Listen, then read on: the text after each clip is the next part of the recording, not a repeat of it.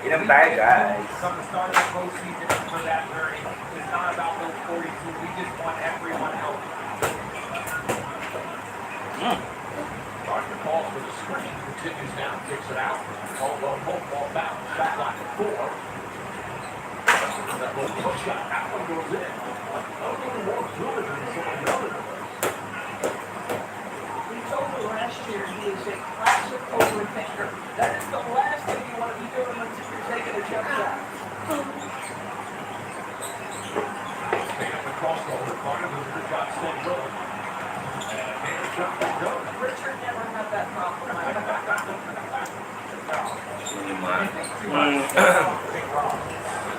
Mag alas 11 tayo pa rin kinakain. Pulutan yan, guys, pulutan. Sarap niyan, sempot. Yes, Tagay tayo. Pa-shoutout naman from Bagong Silang Caloocan. Shoutout sa mga Bagong Silang Caloocan, bro. Shout po tayo, guys. Yan, Nads Mix Vlog. Nads Mix Vlog, shoutout. Shout po tayo. Kay Chanong Kipay.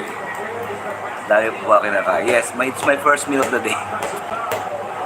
It's my first meal of the day, Chanong Kipay. Talaga madami. And diretso na ako sa, Alvin Reyes. Thank you sa pag-subscribe, Nads. I'll subscribe you back, okay? Babakasan ako sa'yo. Thank you, Nads. And shot po tayo. Nads Mix Vlog. Okay, sige. Cheese for Sunday, Mike. Magkano kasi naman siya? Subscribe back ba tayo?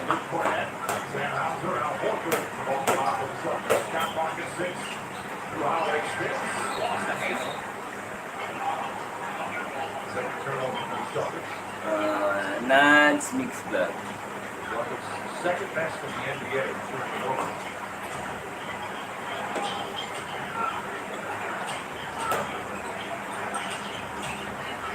Carroll got the Houston. Isaac also in. Carroll steps back. Jump shot short. Good hustle from 5 to get. Okay na, Nads. Thank you. Mag-ano ako sa'yo?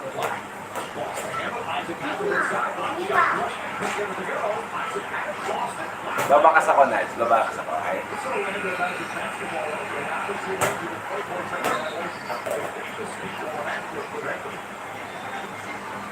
Feels like a young man black.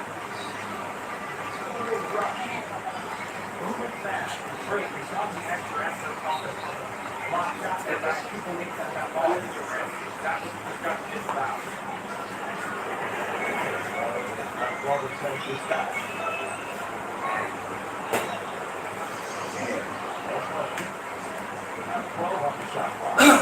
Sino Nads Mix Vlogs? Thank you din. And MLSO. Shot po tayo.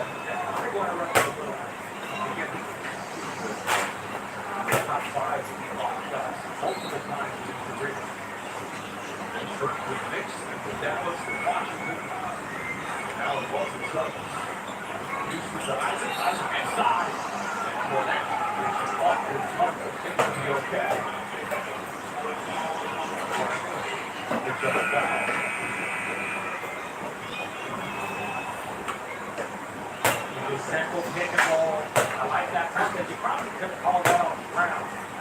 But I think they're going to need points off their benches for Orlando. But that's where it is. Where are the points going to come from? Well, anytime you get a bucket from your bench, one of your young players, those are points. Isaac to complete the 3-point play. This is a 3-point. Tatum comes the other way. Tatum this year being repeat once again in scoring, rebounding, and assists. Second time he's done that with the Celtics. Housing off to the 3. Got that bounce last foot by Black. Also set an NBA record for the most threes in the season. They made the most threes when the Orlando Magic made the least threes. This is the way Jordan Poole loves to play.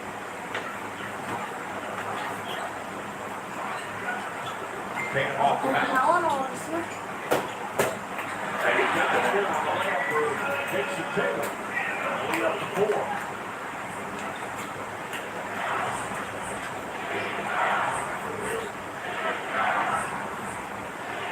Fournette guarding Banchero.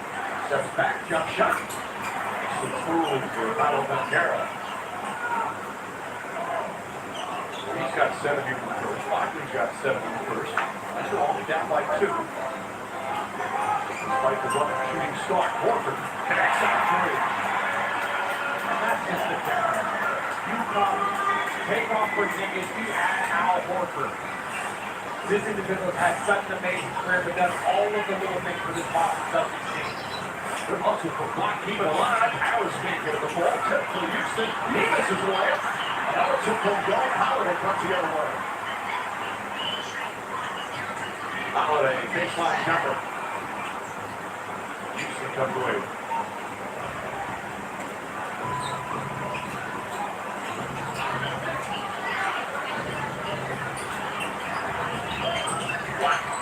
That shot won't go. Keeps it alive. Carroll comes up with it. But Carroll is not to fall. Well, they are working so hard though, Orlando. It's been a staple under Jamal Mosley. Offensive foul here. For Anthony Black, Horford, this is his man. I've never seen him walk through a referee. He is hot on that call. Black through the charge. Horford's first.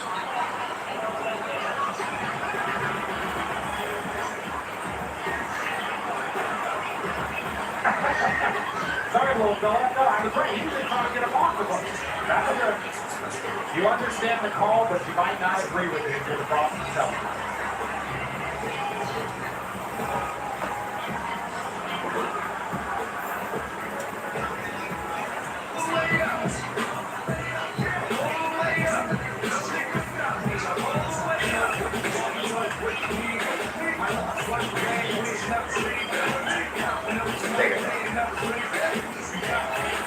Nanood na kayo guys na kaya ba ito?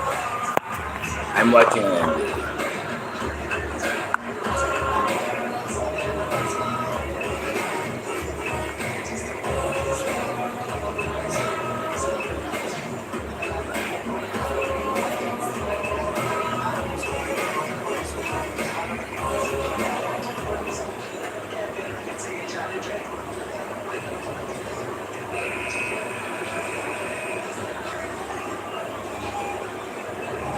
Let's take a look at today's Star Watch brought to you by Nintendo. The Celtics are the healthiest they have been all season with no one on their injury report. Perhaps Boston's biggest health concern throughout this season will be the status of Jaylen Brown's right knee. Brown has been dealing with a bone bruise since February and nagging injury that cost him some time down the stretch, including missing the last 2 games of the regular season. He reportedly got injections in that knee within the last couple of weeks to help with pain management, something he didn't really want to talk about when asked about it yesterday, saying simply, I'm not here to talk about my knee. It is what it is. I'm focused on Orlando. Joey Zola said he's 100% confident that Brown is ready to go. He was a full participant in practice this week, no limitations. But Mazzola did say that how he manages Brown throughout this series will be a game-to-game call, depending on how Jaylen feels and how that game responds after the trade line. That's every show. Talking about happy another foul call that Al Horford, so Al feels it's 0 for 2 on him. Well, initially the call from the opposite side of the floor was a travel on Black.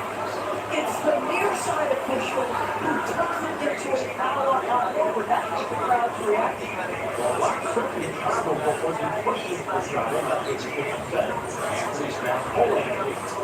And when the hero playing the 2 on the shot clock. Fine, misses that shot. Tatum comes up. And Hauser on the drive. It pushes his first 3 of the night. All threes sees it off the bench. He's magnificent this year. Able to win the 6th man award. I pick up top of Anthony. And West Jackson's 3 fight was offered in the 6th. 210. He's not the best player off the bench of the 50. Oh, Anthony banks that hard. He's at 26 points. He's 20 good. number 17 for Orlando. Tatum falling away.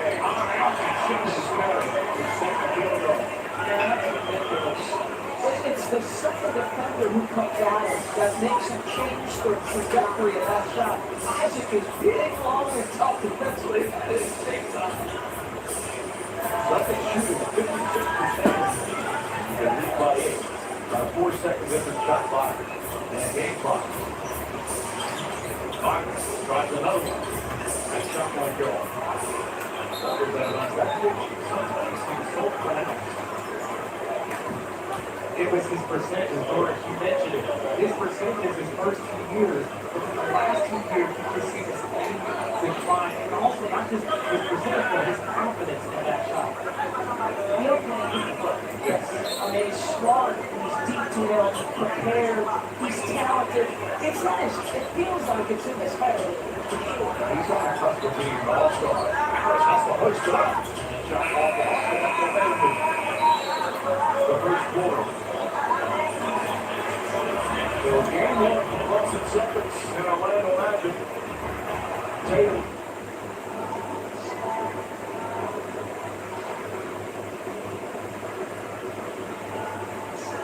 Quickly for the Celtics. Brown gets inside, pokes away. Orlando has to love the way this game is being played right now. Because the pace of the physical play, obviously now 6. Not hitting shots yet on a consistent basis. Like they had 8 offensive rebounds, so you're beating them on the glass. You only have 2 points to check for. Some of that is the Celtics size. Those double center lineups are tough. Richard leans in, tries to go down hard and gets the ball. Carter went for the pick. Not happy with it, so he picks up his second. And Richard is going to shoot 3. And that's just great defense by Orlando. They played great defense, but Nate Richard, and we call him a veteran now. He's been in these moments before. And now they're going to check to see if it beats the shot clock if he was fouled before it ran like if you're Carter, you know he's got to shoot. But his only opportunity really is to pump it because he won't be able to get it off the back limited on space. So that's on the right, Rosen on the left. Run by Jason Dolan. Roy out of course stands at the defensive foul to keep the shot clock free. So Pritchard will go to the line.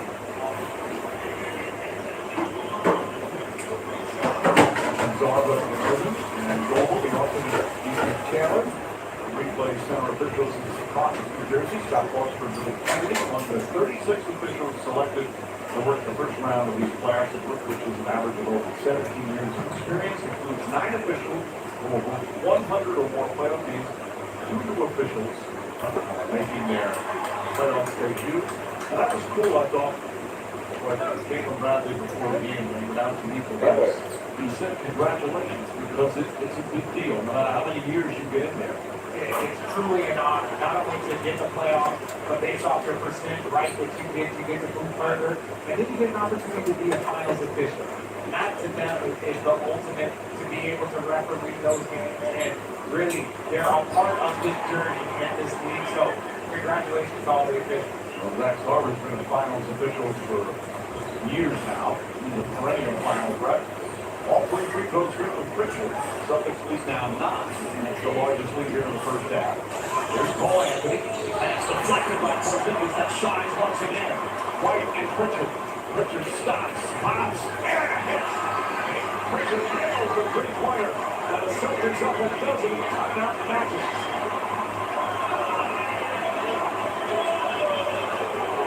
The Celtics are one of the best defensive teams in this league and have been, but Porzingis stops the lob. Jaylen Brown throws it ahead. And then Peyton Pritchard, the 6th man of the year, knocking it down.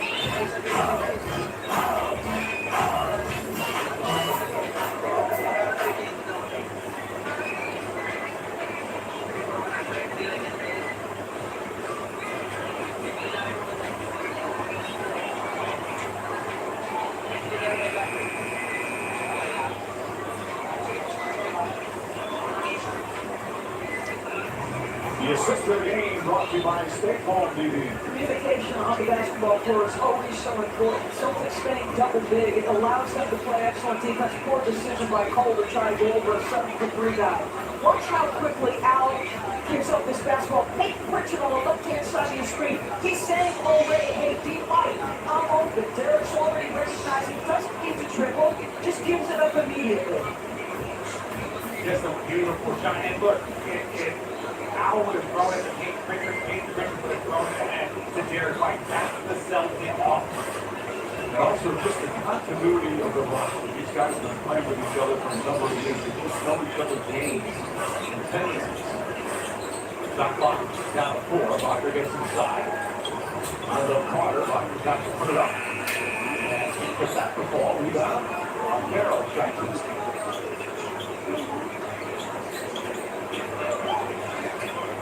Jalen Brown drawing March. Gets inside first. Scores not shot. And Marker down to double figures with 11. Every mid-range shot's a day.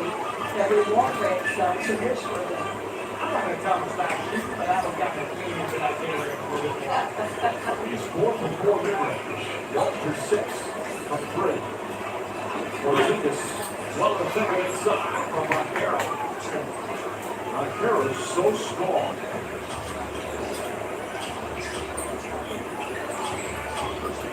There's Gary Harris. That's the first half finish again. Locker sees the opening, comes it up, shot in and out. When we talk about where the offense is going to come from, 18 of their 22 are from Paolo Banchero and Ron Carter. And if you have 4 points off the bench, they're going to need to get 4 guys active this year around the back. 7 on the 24. Pritchard spins. Gets it out. Driving down over Rich Pritchard. Fires up the crowd. Fire does the same on the other end. Some sweet moves. All about the footwork of both guys. These are defenders, the loss. And 1-6-10, 1-6-2. Footwork matters, doesn't matter. They around footwork by Buck.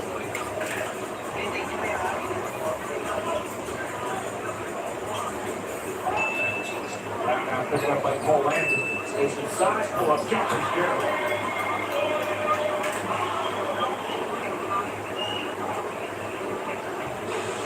Jumper does it. 3.5 down by here in the second.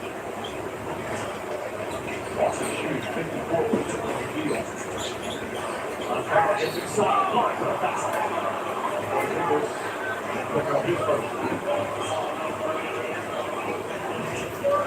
For me, I love when I see smaller players use their footwork. So many times it's about bigs in the post, but how that footwork is so key. Is your point guard to hear it. The 6-10 roster, get Porzingis up, get a little spin around. When you work on your footwork, when you work on your off swing, it is so important for your balance. But when it was to me, the ultimate that I've ever seen is Kyrie Irving. I saw Kyrie Irving be able to post up, to be able to tweak, use off hands, do all of that. For a small guard, there's never been anyone better. Some of us aren't Richard Jefferson and just spend our career dunking on his president. I have to jump and I couldn't do that. Carroll hit the free throw. And quickly, Derek White back in. He's looking for Horford. He's an opening. Gets inside. Comes up short. Well, the break by Caldwell Pope. Better than 13 Orlando. Locker picks it out. Some coming in by Porzingis. He's so active defensively. Montero drives on the ground. Scoop layup. Left hand. It's off the glass. Come on, Mike, you're short closing for this guy. I mean, you don't have to get out and penalty contest that three. You want to be a unit of the guard, and he still gets by you. Montero, Oscar now with 24 of the 28 points for Orlando. Wide open. First one is Scarlett. He's the Celtics leading scorer. Ano yan, guys? Sabi mo. Ano yan, na-explain mo kasi yung brother. Ano ko na siya? Nagkada nila guys, secretary kasi di ba, ano ko, hindi ko yung quickly calls timeout. Still early here in the second. Number 6, 1 minute in game 1.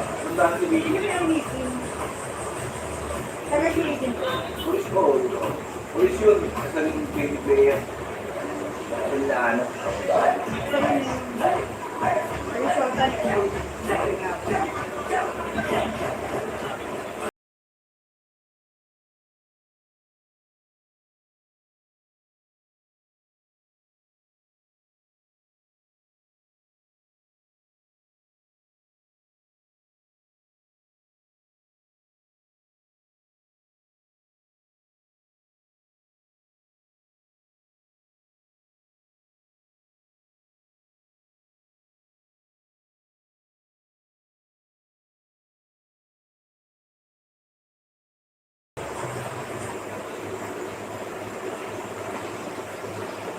Reynolds does a pretty good job, right? This is the left hand.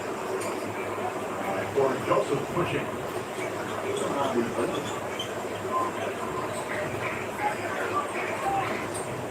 Last half remaining here in the second.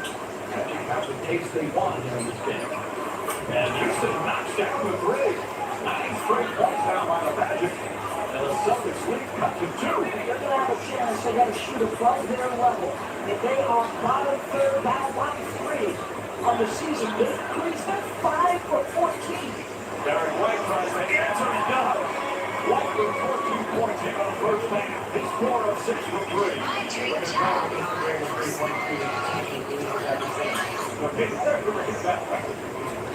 And using his size right there. Hits the hit, still knocks it down. How polished is that guy, Mike? He can score in a variety of ways. Set the big, set the small, he's got a counter to it. Taylor Brown drives back to Fournette. Forward. They can put it on the floor. Brown now sees inside. Gets the shot off Fournette right there. Going down. Handsome Blue He's become so popular here in Boston. But he knows his job, he knows his role, and he excels. Carter and Fournette. The arm wrestler that Carroll says Baker knocks down another 3. 19 first half for Matt Carroll. That raises the confidence of his teammates, but she's playing with a lot of swag and confidence.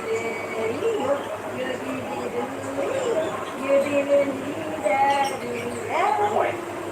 Tatum. Follow poke right up into Jason Tatum.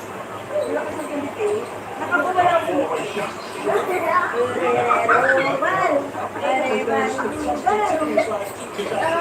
Carroll drives shot.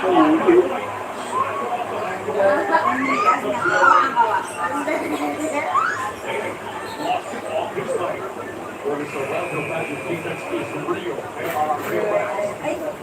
When you watch how the defense so big and so strong, and then all of a sudden they're Al Horford, but now he has that ability to shoot the 3, step back, he's so skilled. That's why you're the number 1 pick in the draft. That one-on-one, that Derek White, basically he's going to have to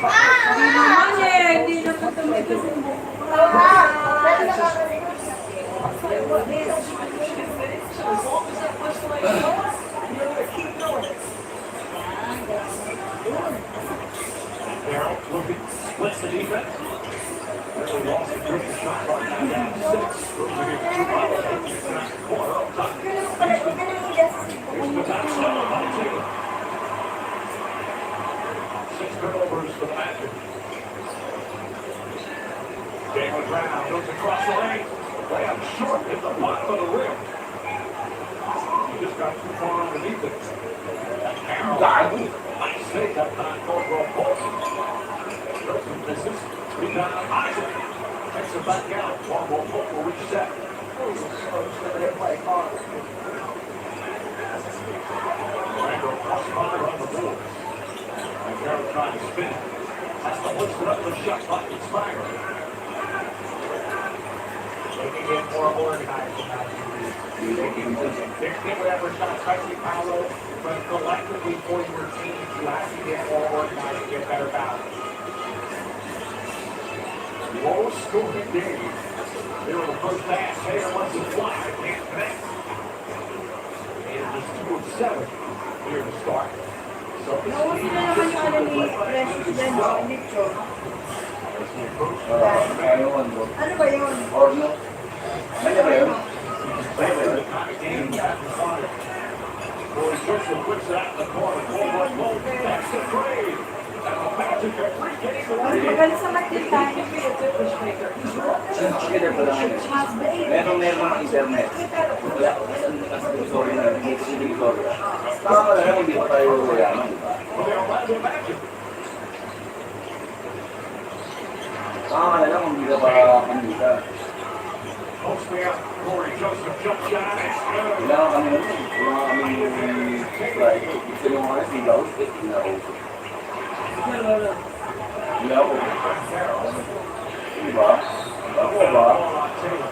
Ay, ngayon ako mag-iisip. Hindi ako ngayon. Ngayon ako mag-iisip sa mundo yun.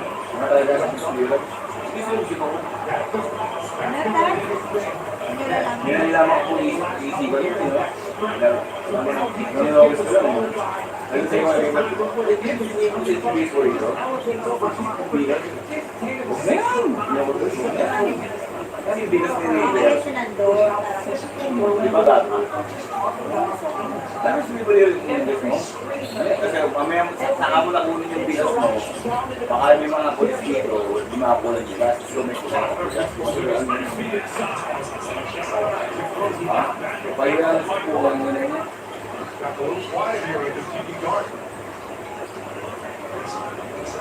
Naubos na yung mga ball namin, hindi sa'yo namin.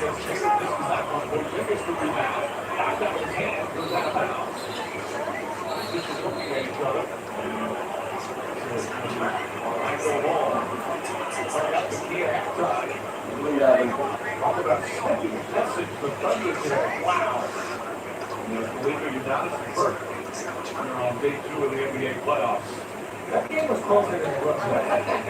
Couple of balls going the other way, and all of a sudden, Wagner steps back, jump shot is good. Wagner 15, that Harold 19. And Orlando with their largest lead here for the first half. They trail by 12 to a 15-point turnaround by the Magic. Ang laki naman eh, market eh. Kapag nag-game yun, tapos maraming sa We have two highly skilled forwards playing well-rounded games because we see Wagner and Paolo both scoring and assist. That's nice soft touch. Wagner has been brilliant on that in-between game. Derek White kept it up top for Zingas. Isaac extends. Isaac was really good defender. Zingas falls down, grabs it back, throws it out to Tatum. Shot clock winding down. Tatum the drive. Pass inside. Porzingis just gets it off the top. And an air ball. Another excellent defensive sequence for the Magic. This Orlando Magic team, they have the necessity, but like I said, they were 13-2 before those injuries got progressive. This is a team that, if healthy, they most likely are a top 5 seed. He has done such a terrific job. Hopefully in his 4th year as head coach. He says this team knows that defense is their calling card. And he has guys that love to play defense. That's not always the case on some positive. Hopefully he's done an outstanding job. He's being hired to turn this around. Let's get 41 wins for all the years. Carroll, shot clock at time. High. It's a double team. Stolen by White. White the drive. He got foul. Shot was good. White will shoot free throws with 5.4 remaining. Gonna make them earn it though. The Celtics are having to earn every single thing they're getting. So turnover, because Derek White makes a great play on the wide side, but is Corey Joseph going to give up an easy 2 in transition? Heck no. White the lead scorer for the Celtics. Celtics again have been, again, big deposition. We're talking about a 61-game team. But it's only was 28-13. And they had some rough stretches at home. Where they didn't play well from December to January. They just, overall, they were 13-11. But they had a stretch at home. They were 6-8 over 14 games. I can see any decision. And I get it. People want them to win 75 games. But they still won 61. So collectively over the entire journey, I think there was some impressive coming off a champion. Well, there's no question about it. Joe Mazzulla at one point said we've got the third best record, and it's absolute dejection. And they're shot off in time. Thanks for defense that time from the Celtics. But a very interesting first half.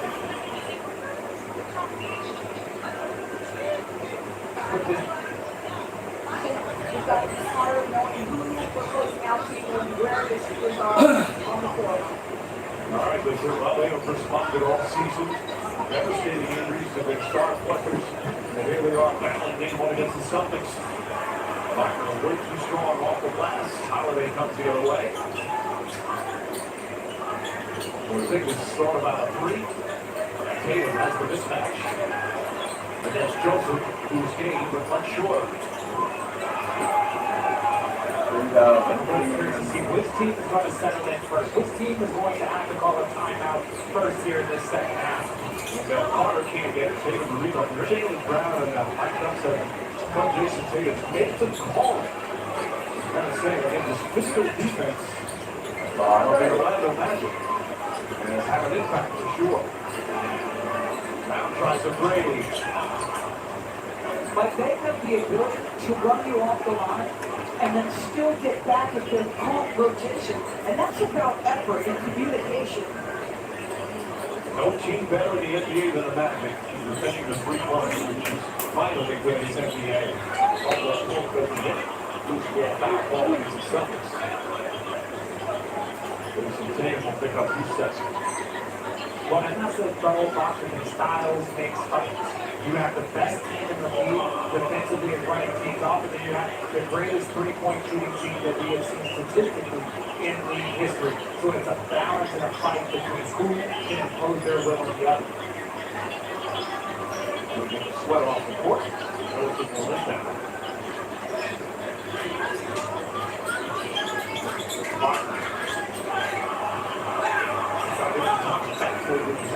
Looking for Dennis Brown ahead of Holiday. Holiday steps back. Holiday with his first points. And the Celtics quickly with a 4-point lead.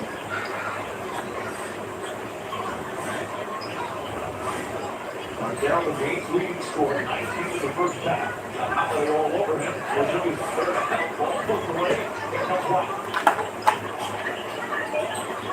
Holiday nice feet inside, right to cross. Pass it home. He got a whistle flag, but there was certainly contact there.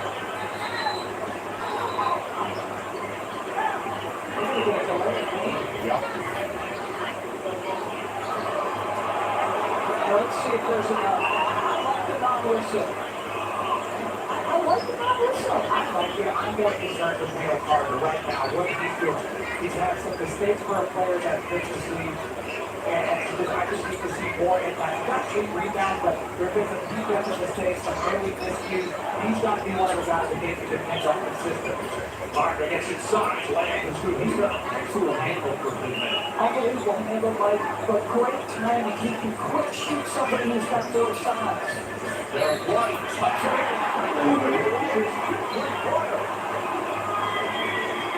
Whistle as well. White with 18 points. There's a simple dribble handoff, guard to guard. Miscommunication, and that's the right call. He got him on the elbow on his way up. Big Celtics who have 3 different guys who made 250 threes. 3 different ones. Right now, his 4th year with the Celtics. It really seems like he's been the Celtics forever. He has. It's because of the impact. The shots that he makes, the big shots, the moments. He's got 21 points already, and there's 8 minutes to go on the road. He's about 16 and a half points per game this year. He can come up here in Boston because of what you said. He's great defense, clutch shooting, but also his utility. He carries himself so well as Joseph gets pumped. Ball knocked away. Holiday said it was off the leg of Montero. You can see the Celtics have picked up their physical play here in the third. They have great individual defenders. The guy getting the biggest assignment for Joe Rizzuto is Drew Holiday right now, trying to contend with Van Caro. When he talks so much about the Magic's great defense, number 2 in the NBA, then the Celtics were 4th. It's a defensive rating, 5 and jumper. This is that quick lead for Absoluta. They hit 7 boards. He's 3 and 10 in the field. Hasn't been able to get going yet. He's got Corey Jones-Bob. Again, a big height advantage. And a foul before the shot attempt. That won't count. It'll be a side out. Joseph comes up now in 4th foul in 17 minutes. That's an issue, Mike. He started this year for the first time in 2 years. Jalen Suggs' absence at that point guard position, one of those catastrophic injuries for this team. So this is a different matchup already. This is, he's doing a good job against Jason Tatum. Right there at the end, Jason Tatum does a good job of trying to count. Before he goes, he's just a backup point guard that's supposed to settle this young team. That's what they are missing with Suggs. And Anthony Black comes in. Brown, Porzingis. Ball full. Kristaps Porzingis to shoot to an 8-point Celtic lead. Boston's come out strong here in the third, much like they did in the first.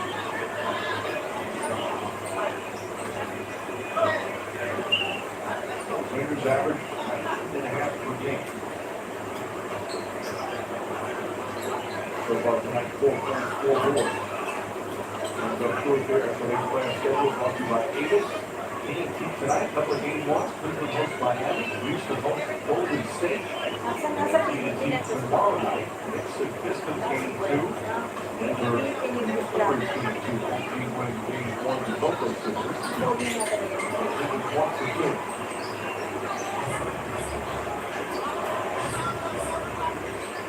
Magic only scored 3 points through the first 4 minutes. I don't think they have an offensive rebound here through the first 4. That was critical in the first half. They didn't keep the ball well early. Carroll, well defended by White, but Carroll gets it back and banks it in. Celtics score should not travel. Well, the block for Derek White. Don't ask for a travel, they'll take it with the drop. White for 30, that one's short.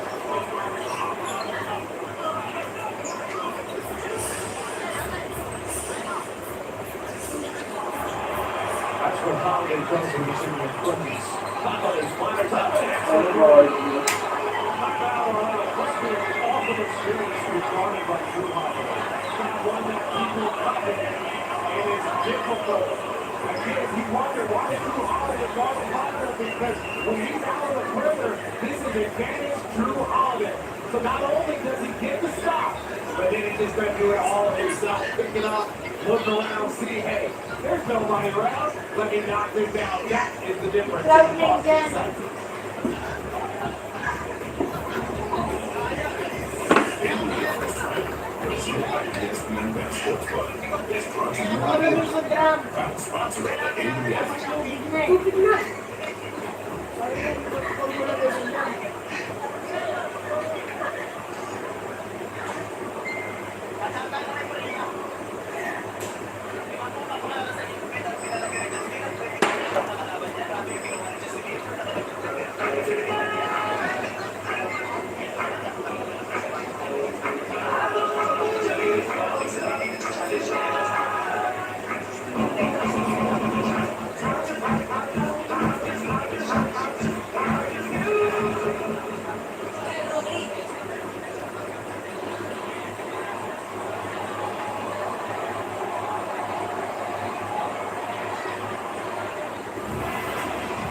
Now in sports history, in this fabulous city is unbelievable. The great Ted Williams, many feel the greatest hitter of all time. Towards Bobby Orr, the spectacular defenseman for the Boston Bruins.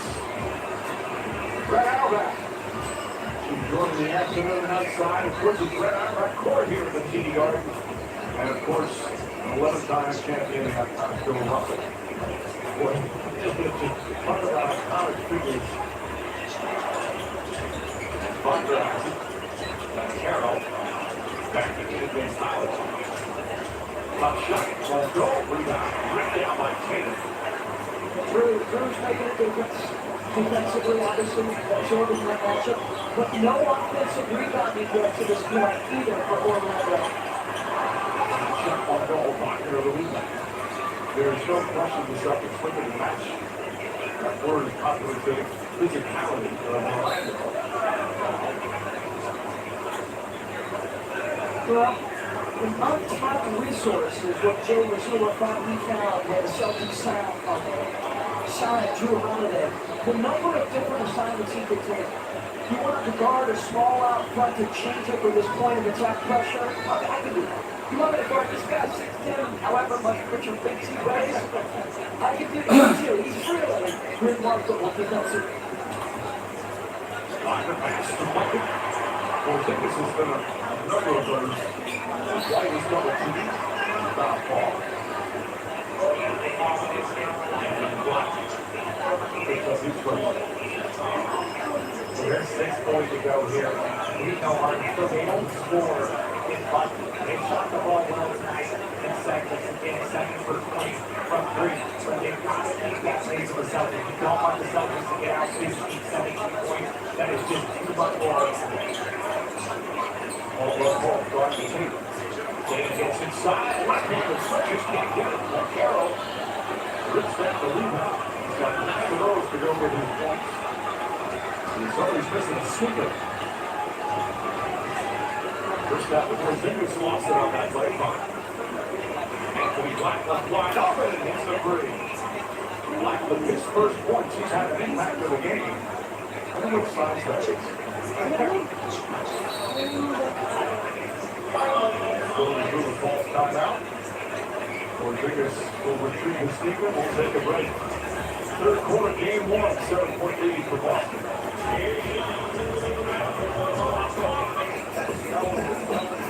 See the day, he's gonna be the day that they're gonna throw it.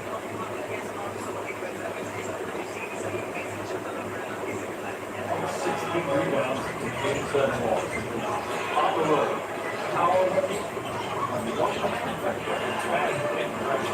Porzingis slipped a post up against Houston. We haven't seen as much this year out of Porzingis in that mid-post. He was one of the most efficient positions in basketball last season. Holiday pokes it out and forces the turnover for Richard back in. Holiday to Tatum layup shot, no good. Brown the rebound. Gets it back out to Holiday straight up. Gets it free. Come on, Mike. Their two best players are 1 for 8 against that guy, and he's raining threes as well. Holiday scoreless in the first half. 9 points here in the third. Lead back up to 10. Anthony Black looking. And Carroll Watson's got friction on him. 4 on the 24. Inside pass, put away. Mike Porzingis. Defense from Pritchard against the backboard and Carroll. Alley up to Brown. Way to the rim. And this equals the largest lead of the game for the Celtics. Although he can't be far away from thinking about his timeout, their offense is really clicking the way it should. They can just get the ball out of the foul. Carroll knocks down the three. And Jalen Brown upset. He thought he got whacked on a screen that set up that Carroll's open shot. Tatum gets it and throws it up. Porzingis from the 10 and 8. And right there on the slam.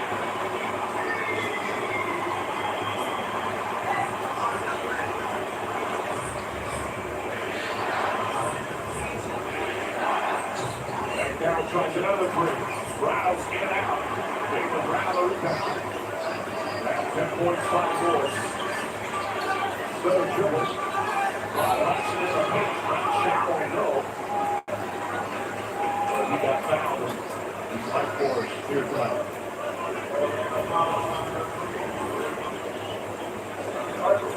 Right there, say best shot, it's not enough. Come on.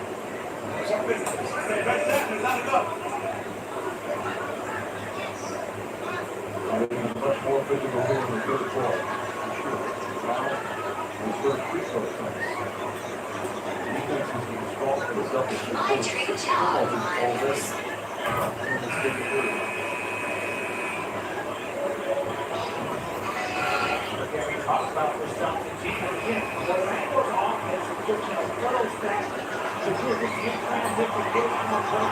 tactical Orlando, maybe something well defensively, but the minute and a half, 1 and 2 laps of this seems led. Orlando's not been able to get to the free throw line, something they usually do well, but they're just 2 of 3 from the line. And now this is the largest lead of the game. That's a 4 to play third quarter. First is Bryson Black. And Carroll. Single cover Jalen Brown. Holloway looks to go without. Oh, Jalen Brown. You know he's going to be upset because he's going to be a couple of times. The whistle wasn't blown in his favor. That's only his first foul. Looks like he's got the points there a little bit. Yeah, I don't really like that foul call. That's love when the player says, look up at the big screen, you'll see.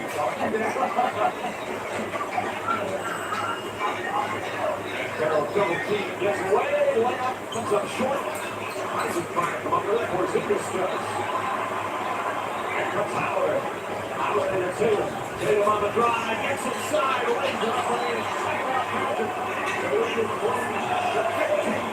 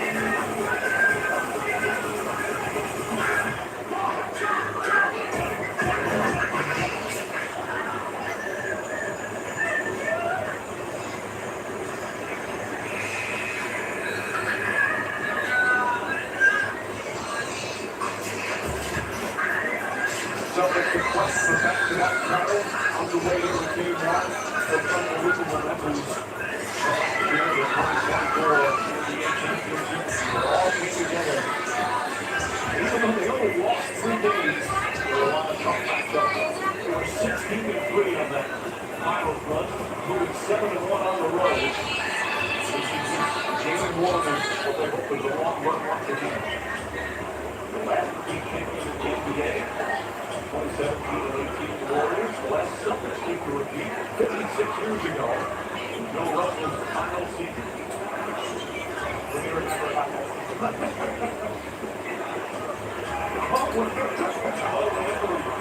This is that. It was happening away. I just remember how sad it was to Bill Russell.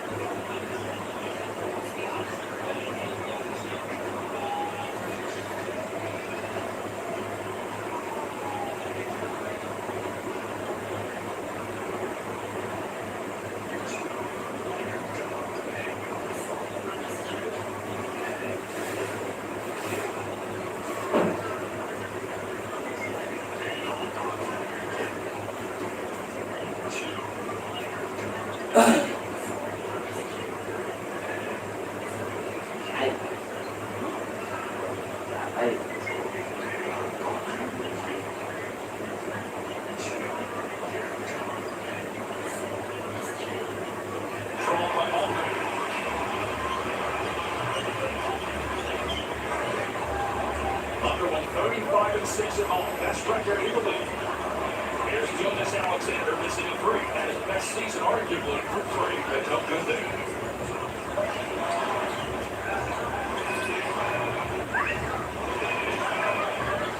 Right there, Keith Murray. Has been trying to help him out of the screen. And Shea's an excellent defender. Good for the league of steals. Working on Murray. Again, draws it. Switch. Next play, Shea. And it's a ball before a shot clock violation.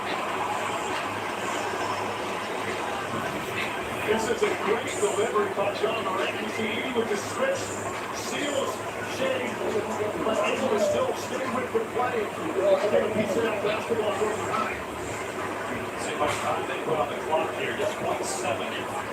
There's still enough time for a catch and shoot here for Memphis if they win the tap.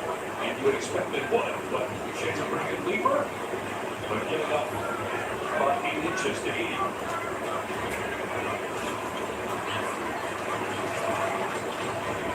Baby grabs it, got caught in the air.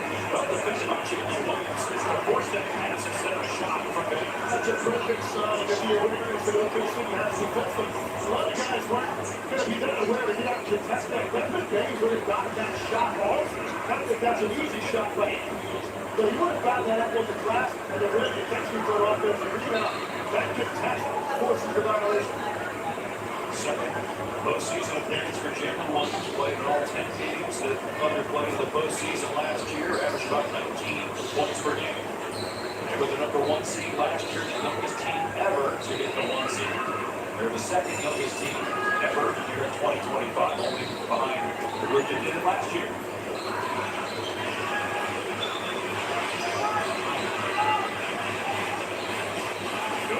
Gone by. And tied at 4. Aldridge setting the screen. And the pass off the mark from Williams, a turnover. This time that Chet wanted to pick it pop, but wanted to pop a little bit higher. Dylan Williams thought he was going a little bit flatly toward the baseline. Miscommunication against the turnover. Puts it on the deck. And a foul call at 80 on the screen.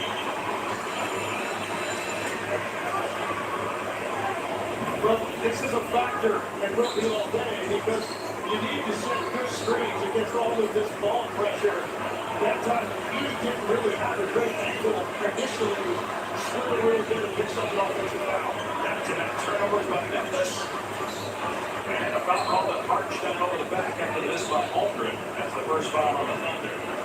Good positioning by Indians. This is a different player than what they saw from Oklahoma City in the regular season. That game was the communication factor for the Grizzlies. That was 14 points a game in the 2 playing games. So he's just a different element now than OKC's been having to deal with on that glass. He also had 29 points in those 2 playing games where Oklahoma City fouls have been got knocked to the ground. Jalen Williams, his first. Memphis won 48 games. That's only 2 fewer than the Lakers, who are the 3 seed. That tells you how tight things were in the West. That's Thomas Isolo. He is the interim coach, replaced Taylor Jenkins, who got fired at the end of March.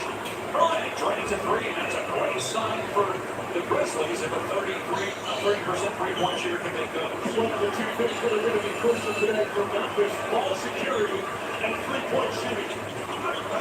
Jonas Alexander got deep in a reaching foul on Pippen. His first and the second team foul on the Grizzlies. But he said this is a great sign for John Morant. He is a streaky at best three-point shooter. Has not had a lot of success against this team this season from anywhere on the field.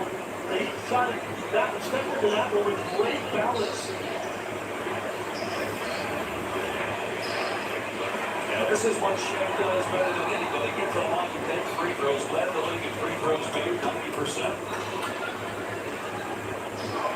Incredibly consistent. He had 49 30-point games, 13 40-point games, 5 50-point games, and only 1 game under 20 points. His fewest in a game was 18. The last player to do that was Michael Jordan back in 1989. That's what kind of company that SGA is in right now. Jared Jackson Jr. Let's fire on the 3. Long rebound SGA. 4 points early on for Shea. Off the bounce, mid-range shot no. Good box out by Jackson.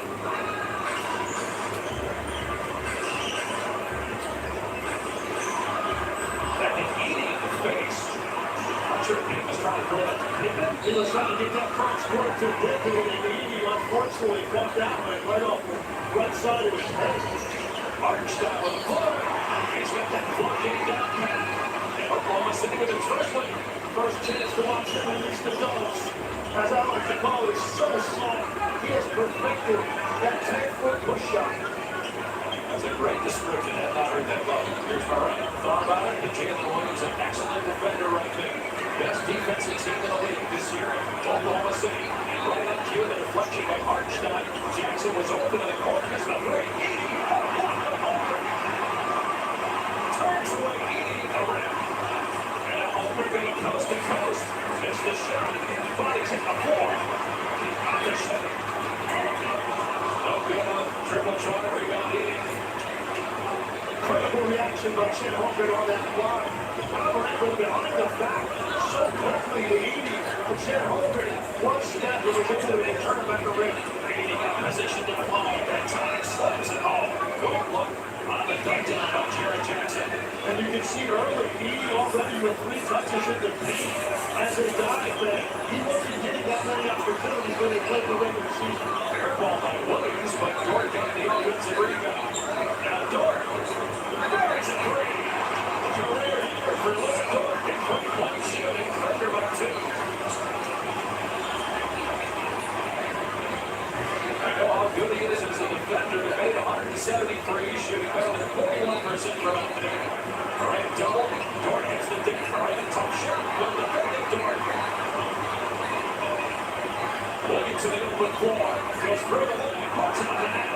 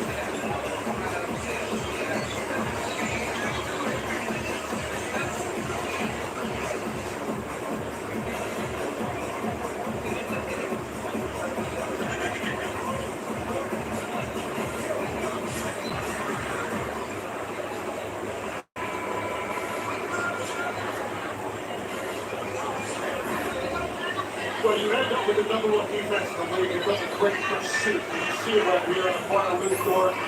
John Morant thought he was going to be able to get that mid-range off. Instead of reflection into this, changing into the floor. OKC thrives on it. Off of a turnover, defensive rebound, that ball is coming out and is going to be pushed. I think it was an excellent timeout by Thomas Eastlaw right there to make sure that this crowd can quiet down a little bit and be able to get a set you want here coming out the timeout. And that was Mark Dickel, the Oklahoma City coach of the year last year, now his 5th season. Congrats to his wife, Ashley Kent. She's an assistant on the Oklahoma gymnastics team, which just won their 7th national championship. Shot clock at 5 for Memphis. Deep 3, and it's an air ball from Morant. He's 1 of 4 to start the game. OKC came out in a 2-3 zone out of that timeout, and I'm certain Memphis wasn't really expecting that. You don't see OKC go to a zone, certainly in the first quarter. They'll sprinkle in some possession, but that's very early to hit that look. My apologies to Mark Ashley Kerr. It's her name, and Ashley Kerr. Stop there with the step back. And Oklahoma City with a 6-point lead, an 11-2 run for the Thunder.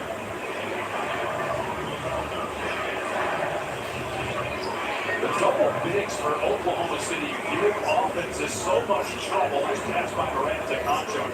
You got the 2 best teams in the league in terms of record. The Cavs and the Thunder going with double bigs. Is that the future?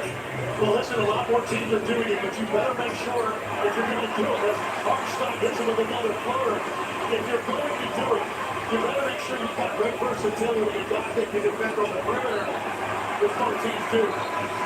Turnover by Memphis. something that Grizzlies have to avoid in order to win today.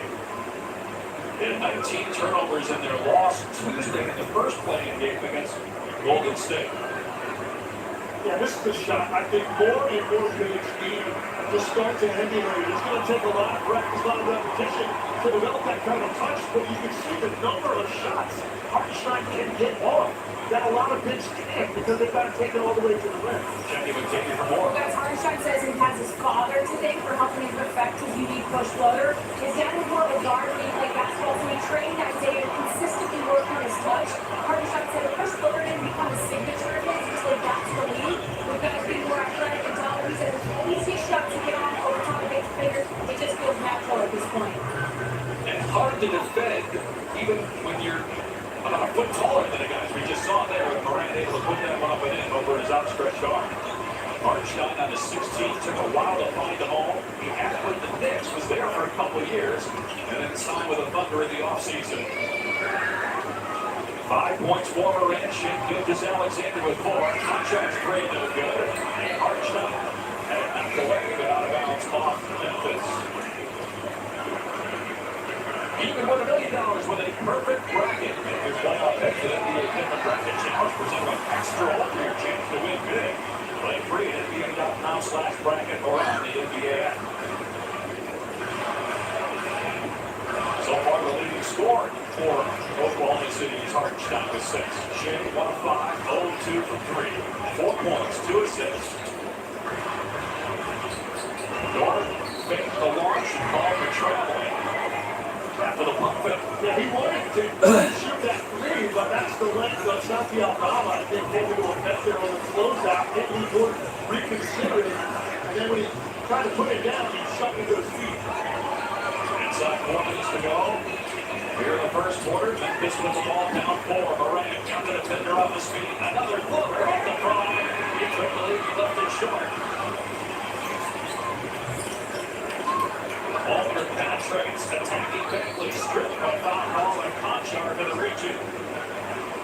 Second team foul on Memphis. I think this has been a big difference in Shea this year with his ability to put it on the deck. But this is John Morant getting to his spot. This is the third time he's gotten into that area of the lane, and he's got a great elevation. It's a big part of his game against the defenders. He really wanted that one back when he left it on the front. Again, that ankle looks fine, just like he did on Friday night.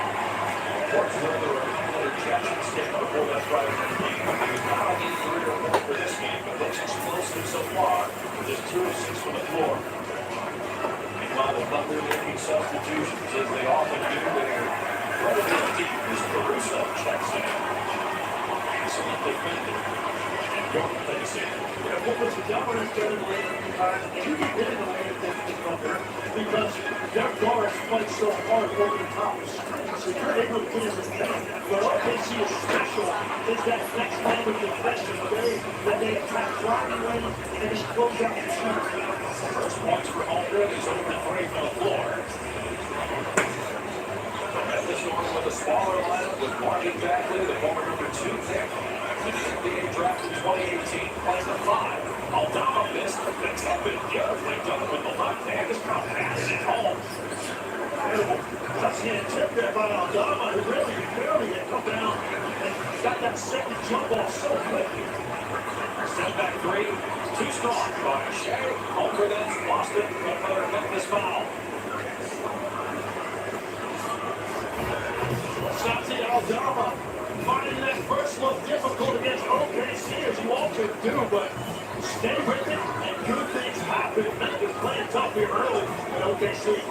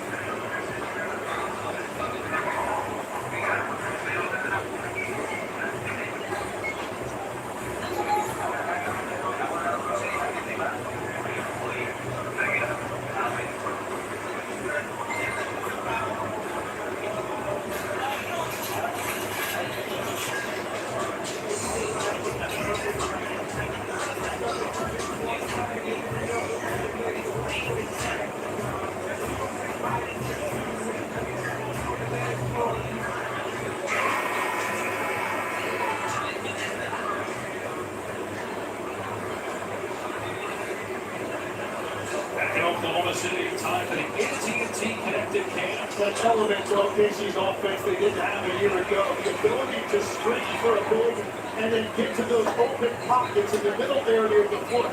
It's not a pick and pop three like Holmgren likes. This is a little different. You can get that 10-footer off. Very important against a guy as big as that. But overall, not good shooting right now by the Thunder, and in particular, Shea Gilgeous-Alexander. You have to wonder about Russ. The Thunder hadn't played since last weekend, but most of the key players for Mark Daigneault's team, including Gilgeous-Alexander, they haven't played since April 8th. And Mark Daigneault said, given the alternative, he'll take this every day of the week because it represents fresh, energized legs. He said they had some guys dealing with some nagging things as the season came to a close. You're able to address that and get everybody at full strength. But clearly there could be some shooting issues early when you've been off this long. And they're 1 for 6 from 3, but making the free throws though. Holmgren 4-4. He's got 4.6 rebounds. They're 6 of 6 as a team in the line. Memphis got the shooter free throws. Grizzlies at 37% for the floor so far in the game. Picking on the drive, puts it up, and gets the roll. Desmond Bain with his second field goal. And so two of those against Dallas. Nice his ability to hang in the air and extend that ball away from his body before he releases it. His last game against the Thunder in the regular season, he went 1 for 12. He's already better than that tonight with 2 of 3. Holmgren for 3. Best game of the game for Chet Holmgren. Great three-point shooter, and 40% of the guy. Pippen Jr. got the defender off the speed. Missed the shot. Rebound. Holmgren blocking out Bagley. The Grizz continue to go small. Holmgren has the last 7 points, but Shea will shoot it. Missed the three-pointer, but fouled by Aldama. Going to be 3 free throws. 2 quick fouls on Aldama. And Shea back for the line where he's 2-2. I was about to say that's a great step up and contest by Aldama. Just a little bit of lower body contact as Shea was coming down from that shot. The anticipation was perfect. That's where you have to be when you defend the screen. Yeah, he's up in a position of readiness, and he gets off the ground at exactly the right time. But a little bit of contact on the follow through, and then that hit catches Shea in the lower body as he turns the block out. Shea Gilgeous-Alexander, a likely MVP. Obviously, we don't know what everybody else voted. You and I voted. Where did he take the biggest step this year? Because it's the 3rd straight year averaging 30 points per game. He did have a career high assist this year. I thought his killer instinct this year was better. He came out every night understanding his responsibility to deliver every night as he started his league. And then I think the three-point shooting volume, they opened some things up for him because you have to be up on your toes a little bit more as a three-point line. That's when his quickness comes into play. His team leads by 9 inside 2 minutes to go here in the opening quarter. The defense has been outstanding for Oklahoma City. Bain drives, way off the mark, throw up, break off the glass. And now the Thunder on the run. Here's Joe for 3. Got it. Isaiah Joe, 192 threes during the regular season, pushes the lead to 12. So many defensive and offensive weapons off the bench for the Thunder. See how the Grizz survived the 9 minutes, and with Albert Jared Jackson got going. He's over 3 for the floor. Shot clock at 1. Bain, distant off the front iron. Conchar hits the floor along with Gilgeous-Alexander. Under the call and foul here on SGA. That's his first in the last 2 minutes on the Thunder. And Edey, a little shove to the other Jalen Williams. And they're still having a conversation. As it should be in the playoffs. Money for your lines out here, laying it on the lines. A great effort by Conchar to come up with that loose ball. And a little extracurricular activity as they were getting up off the court. If you didn't know it was the playoffs, just watch some of that Knicks-Pistons game here yesterday. Expect the physicality to go up. That's what Jalen Williams talked about with us before the game. He realized it last year in his first postseason, so he can't simulate it, but he's ready for it now. Another foul on Oklahoma City. That's going to send Edey to the line. That's on Cason Wallace. And as you saw there, I think it's important in this game, the amount of pressure that's put on perimeter ball handlers. Zach Edey has to represent that outlet for pressure in the middle of the floor. Such a big target. You're going to see a lot of that today where the ball just keep coming in. Now, he can convert three or get fouled, but sometimes it's just going to be simply to take the pressure off and then kick out to continue to offense. First free throw for Memphis, no good. Maybe there's more need. Yeah, Dave, Jerry Jackson Jr. says when you join a winning team, especially as a rookie, you don't get the luxury of time. There's not a lot of opportunities to work through your mistakes. So as that he learns his new role and not playing a unique offensive system, Jackson says there was pressure for him to activate quickly this season to execute at a high level. Jackson said he's handled responsibility as a rookie really well this season, Dave. Lane violation on Jared Jackson. He had so much success at Purdue. Two-time National Player of the Year. Could be first-team All-Rookie. Inside a minute to go. His team struggling though, shooting 35% from the floor. 1 of 8 from 3. Jackson gets on the floor, looking for some help.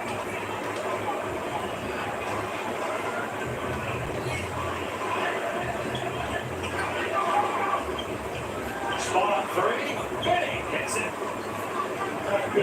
Big shot right there for Jeff. I mean, in this Memphis offense, the three-point shots will be there today. They're going to have to shoot a decent percentage. Jalen Williams from deep.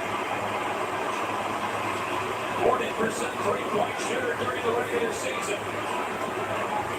A 5-second difference between the game and shot clocks. Offensive foul is called here on Scottie Pippen Jr. for shoving Isaiah Jones. That's 2 on Pippen. And the pressure effective Pippen on that one. And this is what Oklahoma City does to differentiate themselves from everybody else in the league. No one has as many high-level on-ball pressure defenders. Jones runs up with a screen from 80. Scottie Pippen Jr. does what he can to get him off of him. This is the depth of their three-point shooting. They got a bench that's impactful. They come in, they feel empowered, and they get this crowd into the game even more when they get production from their reserve. And he missed almost 30 games due to injury. Oklahoma City was not healthy for a good part of the year. They still won 68 games. The 7th best in NBA history. Conchar defending Shea Gilgeous-Alexander in the final seconds of the opening quarter. Oh, he's hit the floor. They're going to call Jalen Williams for running over Bagley. First on Williams. Offensive foul, no free throws, but plenty of time for Memphis to get a basket here. 6.9 seconds left. John will check in for this final possession of the quarter. 6 turnovers by Memphis so far. But only 2 points off these turnovers by the Thunder. Jalen Williams back in the game. We got both Jalen's, J-A-L-N, J-A-Y-L-I-N. The L-I-N is checking out. 5 seconds to go. There's a test lens after the game. 2 seconds left. Grant in the corner. Did not get it away. Great defense by Caruso. Oklahoma City puts up 32 first quarter points and tremendous defense to lead by 12 after 1 in game 1.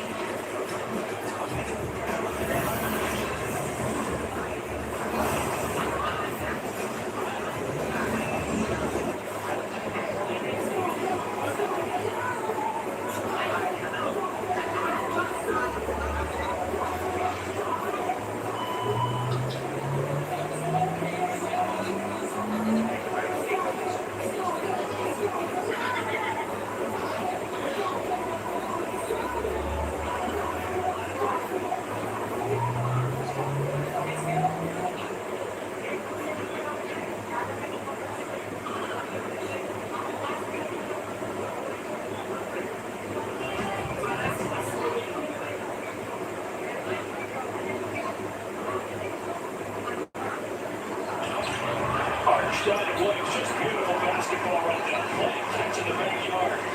Well, it's clear that what Mark Dagnall said about preferring this with the rest, this is a group right now with fresh legs and the relentless pursuit of the basketball is really a full display for OKC.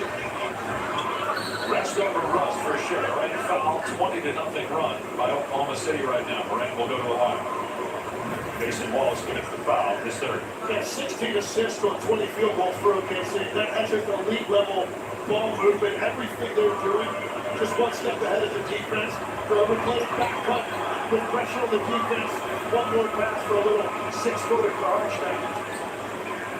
You know the Thunder would be chomping at the bit to play, especially after last year, losing the conference semifinals as the #1 seed.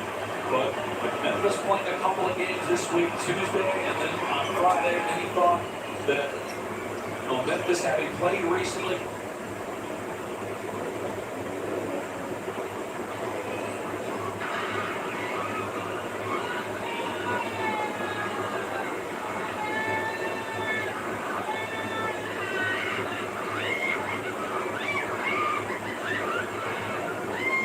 The number 2 seed Houston Rockets are in the playoffs for the first time in 5 years with a toughness that has become their calling card.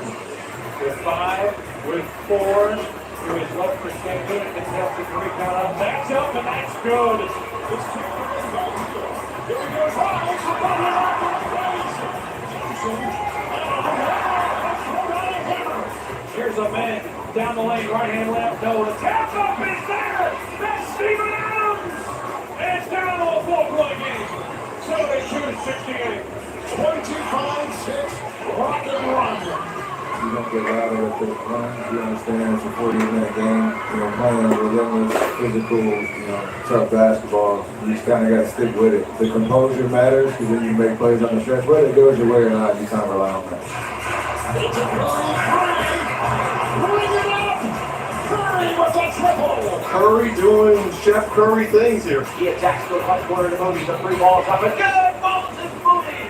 3 ball left corner pocket. Curry reverses him and spins down the lane. Other hand, it's no good. Rebound. Butler goes back up and in.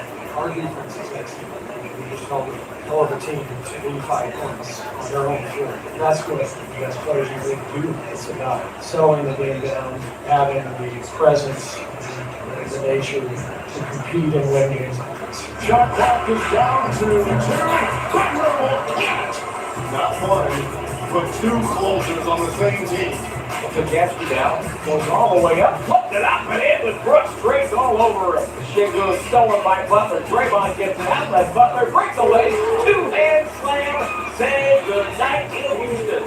An exclamation mark on this Golden State win in Game 1. Knowing that we got one job to do, clear mind, coming here, compete, stay in it, gave up a little run, and they were won.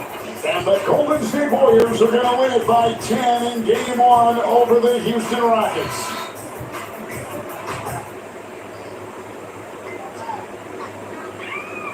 Win this one 95 to 85. Curry with 31. Jimmy Butler gets 25. And you know what? We got a little treat for you here, boys and girls, on Inside the NBA. What's that? Stephen Curry has got the headset on, waiting for us at Toyota Center. Steph, thank you very much. We really appreciate you being here. And congratulations on the win. So look, you guys got all this playoff experience. You one of 3 starters with over 100 playoff games. How big is experience in the postseason coming into a series like this against a team that doesn't have much? I think the only real advantage is just you don't get rattled if there's runs. You understand it's a 48-minute game, and especially on the road, hostile environment, a team, playing relentless, physical, tough basketball. You just kind of got to stick with it. There's going to be runs. We were up 20 in the second half, and nobody was really happy on the bench because you understood it's a long game. So when they made their run, the composure matters because then you make plays on the stretch. Whether it goes your way or not, you kind of rely on that. Steph, last time you played these guys, they were very physical with you. I think you only had 3 points. Did you consciously come to this game and say, okay, I'm not going to come off screens and shoot the 3. When I get the ball, I'm going to go to the hole. I'm going to do things differently. Well, I knew I missed 3 points for sure, but I think the first 3 shots I missed, and then I understood they were going to really try to take away the 3. And I got to the basket 3 in a row to finish the first quarter, so we tried to soften up a little bit. They have athletes everywhere. They play a tough brand of defense, but if you just play smart and allow my endurance to take over, over the course of the game, I think I get freed up. And you just got to make shots. I make some tough ones, but I think you got to keep them honest. Steph, what's obviously he's a heck of a player. What had Jimmy given you the ability to rest? He's giving you the ability to rest more Because he's not as great as you, but he's a really nice second closer to have on the team, correct? Jimmy's nice. Don't get that twisted. He's carried teams to the finals. And the idea of what he brings to us is another guy that's just comfortable with the ball in his hands to create for himself and for others, no matter what the situation is. You saw plenty of times he kind of made something out of nothing. You know, he is a legitimate ball handler where we can give it to him in space, on the post, at the elbow, wherever. And teams have to respect him. So if I can space and give him room and, again, keep the defense honest, that helps. And we've had a really good chemistry since he's been here. I'm going to add on to that question in terms of like when Clay was there and you had Durant, a lot of times the defense was really spread out because of the great shooting. Jimmy is more of a mid-range player. So your whole offense, to me, when I look at it, how much has that changed just your offensive calls and your sets? Our system is the same, but we do have, basically like, Peyton Manning at the line, you have, your audibles where you can go to the Jimmy playbook, if you will. Like I said, getting the ball at all three spots, whether it's pick and roll, whether it's at the elbow, or on the block. So, we're still learning, each other and where, those sweet spots are, depending on how teams guard us. But that is a great safety net to have. If they're going to pressure me full court or try to take away the off-ball stuff, that you have somebody that can create shots on his own. On the other side of the floor, Steph, what is your explanation? How do you summarize why you guys are such a better defensive team now? Versatility. I mean, the competitiveness. I think me, Draymond, and Jimmy. I try to hold my mind on the bar on the defensive end, but those two guys, obviously Draymond, Defensive Player of the Year in our book, they quarterback the defense, and then you got two guys in our starting unit who are young, but are super competitive. They put their nose on the ball. They understand how to, get in the fray a little bit. We just got to rebound a little bit better. Houston really tried to make that a point of emphasis. But, they missed a lot of shots today, just crashing, left and right. So if we can do a little bit better job there and then get transition, I think it'll be even better performance on that end of the floor. You know what we like to say on this show? He makes it look effortless. And we appreciate you. We appreciate you stopping by. We all say it, but Charles never says it. I mean, just go fucking shots. I understand. It's okay.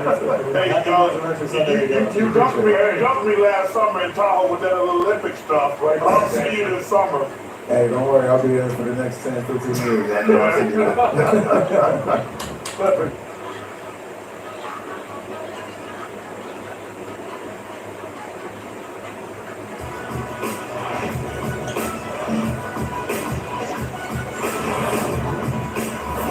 His size is what just makes him so unique. Mitchell, just lethal. And that right there is why you call him the spider. Talk about playing checkers, this man is playing chess at all times. Definitely allows his team to be where gets the slam.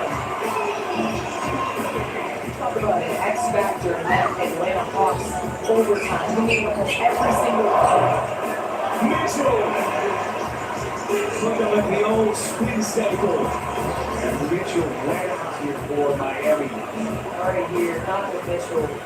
Can knock down the three, but we'll talk about a three-level score without empowering their teammates.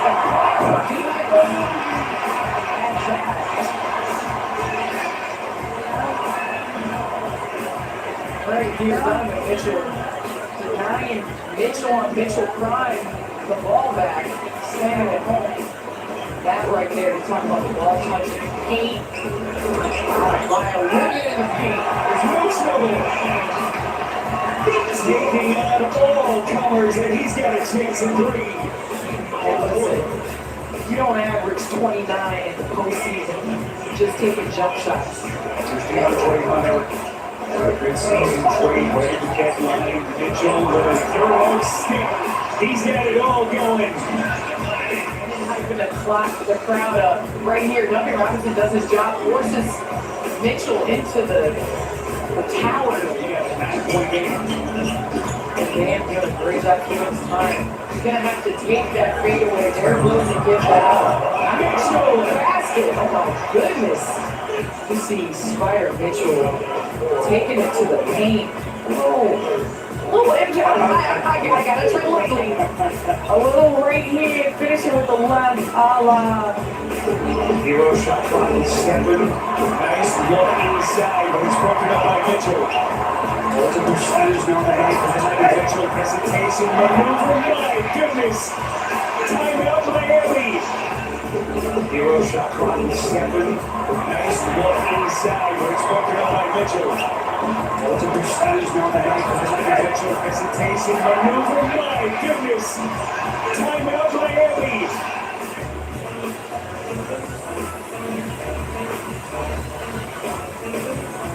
Mobley keeps it alive to Merrill.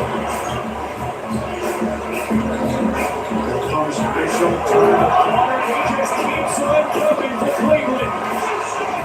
The Cavs are doing but the Cavaliers starting to put it all together. Donovan Mitchell putting them on his back. Cleveland by 13 on TNT. Patton said, the Cavs have welcomed it. They want this test because it's going to make them better for later, whatever later might be. Mitchell pulled away by Williams, Garland. They've been done from their backcourt with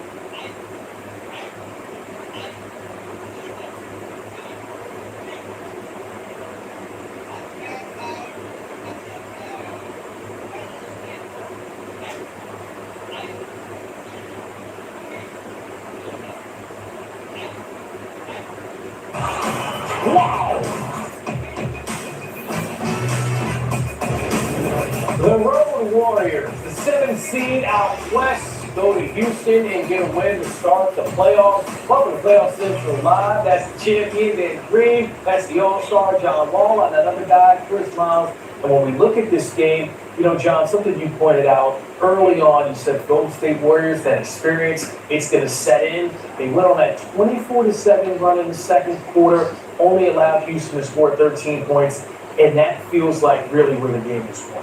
Yeah, I think so. I think, the only guys have two closers in Steph Curry and Jimmy Butler, but at the same time, their defensive intensity, physicality they brought to the game, they helped me get that lead in the second quarter. You could just tell the youth not having too much of experience with the Houston Rockets showed a little bit, and also guys not making shots, but Golden State is getting out of transition. Steph, and those guys like Draymond making the right reads in the right place. Yeah, I mean, you can't have a lapse or a quarter like that, right? You can't have 13 points and not show up and expect to win the game, you know. So when you score that low, you got to find ways at least hold them defensively to score a little bit better. But you put yourself in that type of hole, you dig yourself out. But eventually, since they get, especially against a team like that with Jimmy Butler, Steph Curry, they're not going to let you win that type of game. They did a good job of fighting back. They found something with the two big lineup, Steven Adams, Sengun, and even Jabari Smith. They had some good, energy. Then they made the subs and changes. I think they'll go back to that. But ultimately, they kind of lost their juice. They lost their gas. They got very tired. They just experienced too much energy coming back. If you don't have those 13 points, you won't have to do that. But there's a lot of positive takeaways about Houston if you look at the stat sheet in this game. Yeah, let's start with the Golden State Warriors in that sense, because as both teams were trying to figure out, okay, where do they have the advantage? It was like, oh, Steph Curry. There was a stretch where he hit 11 out of 12 shots. Danny, when I look at what Steph Curry did in that time period, the offense he provided, the shots that he was hitting, is like, well, what do you do with that? They could have had better contests, but yes, he made some shots that Steph was going to step. He does what Steph does. You gotta expect that, prepare for that. He's going to make shots. You can't hang your head. You got to go down the end, find ways to make him work on defense, find ways to score. But Steph played well. That's not what hurt him. Houston's offense is what hurt them. They didn't score. They didn't shoot well. They also turned the ball over, and they missed free throws. So I said there's a lot of positives. They can look at the stat sheets like, we can do better in this area. We can do better in that area. Jalen Green could have been more aggressive in terms of actually picking and choosing the right moments. Fred didn't shoot well. And he said you only lost by 10. You missed 8 free throws, and you had 16 turnovers. Those two areas alone could help you win the game. Yeah, Houston, a season low in points, just 85.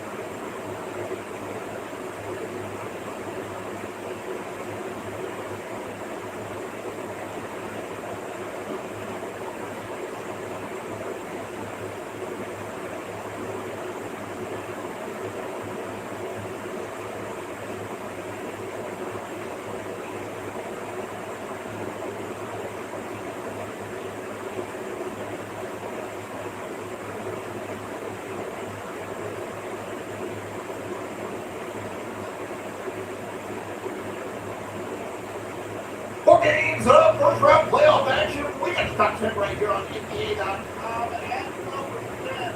Donovan Mitchell, first in pass lane, taking off like an airplane this dude. Oh, for the stuff the Cleveland Cavaliers. That one gets in at number 10. And Donovan going back-to-back this time. Attacking the night like he's fighting with a hand tied on the roof. With the first and Jim off the window with the left. That one gets in at number 9. Our Mitchell at number 8. Damian looked up, bam, with the slam, and bam, goes all from out miles to hammer through at number 8. Up to number 7, and it's Curry on a defensive support as he goes up and just slightly Butler after it. Where on that one, that's it, number 7. At 6, let's bring him Paramount to geometry. He's always been great for us with a step. Fading up and over Jalen Green. How does he got to go step first to survive all body with the 3 at number 6. At number 5 is Jared. Racking that shot. Jared out of the corner. That's player 5. Long enough for, and again, we're not getting up on the floor. What's happening, producers? That Corbin back from way downtown. They get started with points. So they go from Corbin from way outside. He's not to be denied at number 4. At 3, chasing with possible dunking. Flips the defense. It goes up with a huge dunk for the Thunder and Broncos tremendous in this game. He brings the chain at number 3. On to number 2 is Aaron Sharon. This time over to Jalen, who's sailing above the rim to throw this one in for the Thunder as they get in at number 2. Look at number 1 is Alfred. Shuttling in from the moon with the big stuff. Jalen says for sailing with the great pass. Alfred good lane. That's number 1 on the NBA.com.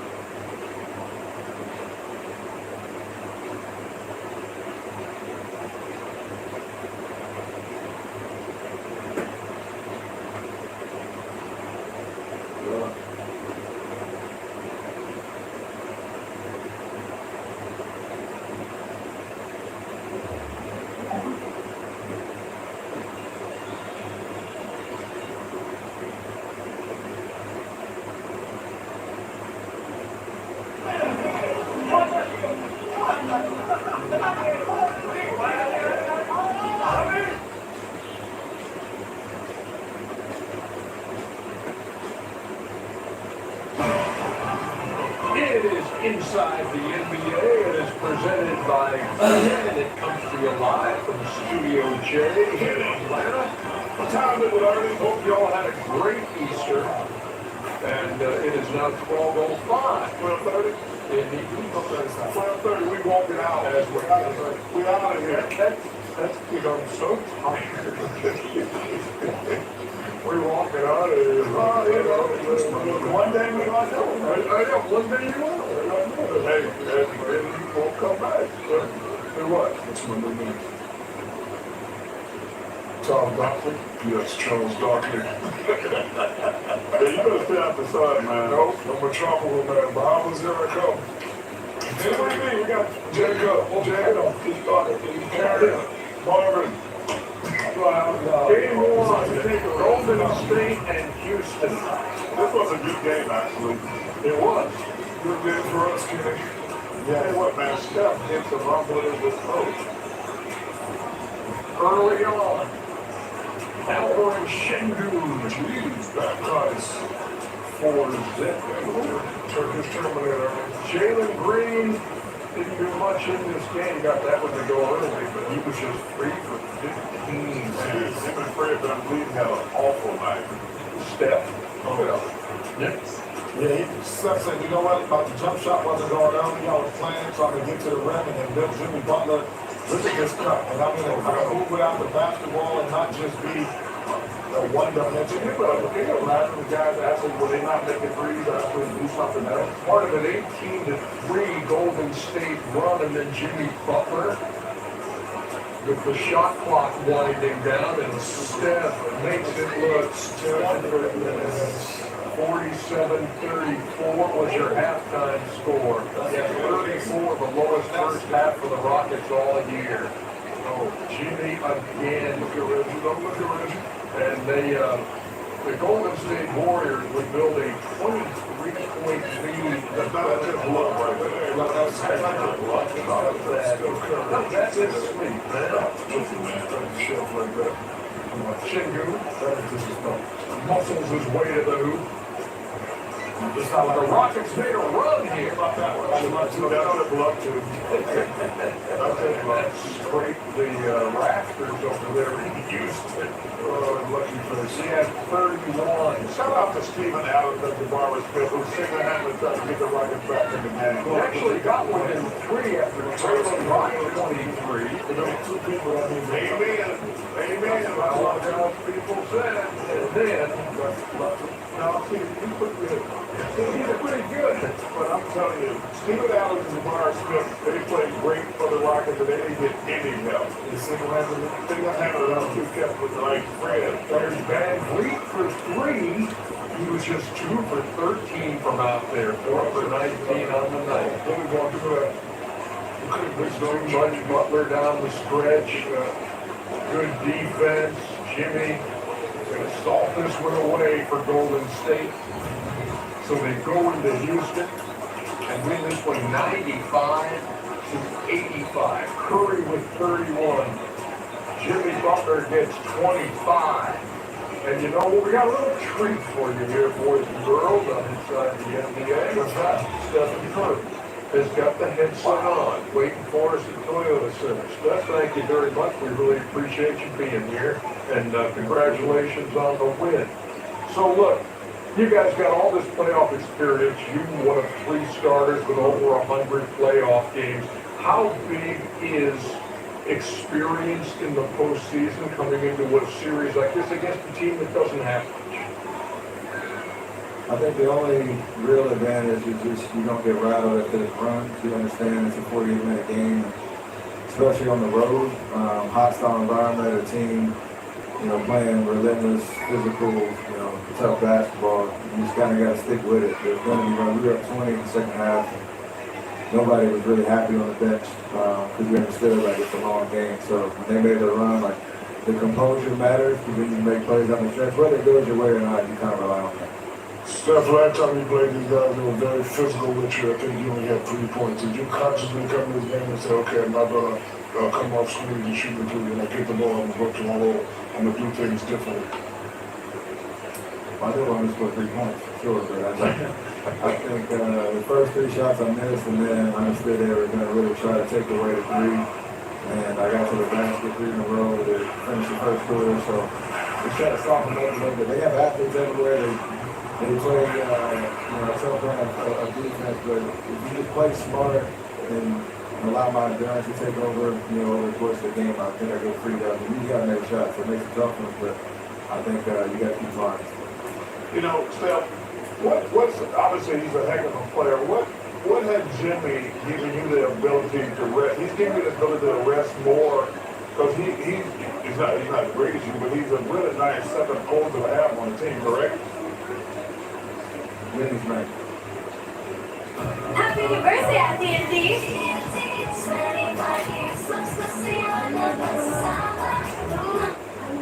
Jimmy's nice. I mean,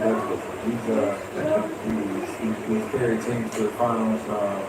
And the idea of what he brings to us is another guy that's just comfortable with the ball in his hands to create for himself and for others. No matter what the situation is, you saw plenty of times he kind of made something out of nothing. He is a legitimate ball handler where we can get it to him in space, on the post, at the elbow, wherever. And teams have to respect him. So if I can space and give him room and again keep the defense honest, that helps. We've had a really good chemistry since he's been there. I'm going to add on to that question in terms of like when Clay was there and you had Durant, a lot of times the defense was really spread out because of the great shooting. Jimmy is more of a mid-range player. So your whole offense, to me, when I look at it, how much has that changed just your offensive calls and your sets? Our system is the same, but we do have, basically, like, Peyton Manning at the line, you have, your audibles where you can go to the Jimmy playbook, if you will, and like I said, getting the ball at all three spots, whether it's pick and roll or it's at the elbow or on the block. So, honestly, we're still learning, each other and where, those sweet spots are, depending on how teams guard us, but that is a great safety net to have. If they're going to pressure me full court and try to take away off-ball stuff, that you have somebody that can create shots on the go. On the other side of the floor, Steph, what is your explanation? How do you summarize why you guys are such a better defensive team now? Versatility, the competitiveness, I think me, Draymond, and Jimmy, I try to hold a mind on the bar on the defensive end, but those two guys, obviously Draymond, defensive player of the year, and Uplook, they quarterback the defense, and then you got two guys, starting Nina who are young, but are super competitive. They put their nose on the ball, they understand how to get in the fray a little bit. We just got to rebound a little bit better. Houston really tried to make that a point of emphasis. But, they missed a lot of shots there, just crashing, left and right. So if we can do a little bit better job there and then get transition, I think it would be even better performance on that end of the floor. You know what we like to say on this show? He makes it look and we appreciate you. We appreciate you stopping by. We all say it, but Charles never says it. We just go. Like jump shots, I understand. You dumped me last summer in Tahoe with that Olympic stuff. Like, I'll see you this summer. Hey, don't worry, I'll be here for the next 10, 15 years. Curry joining us from Houston tonight of Golden State. Knocks off Houston 95-85. So now you're Ime Udoka. See, this is what I hate about, like, it is in season. They have fired 3 coaches in 3 years. You ain't the coaches. No, that wasn't the question. I was going to say, let me say my point. He can't make them make shots. That's my point. That ain't got nothing to do with coaching. Van Vliet got a point better. Van Vliet. Wait, what do you mean? You always talk about the coach. No, coach is important, but he can't make.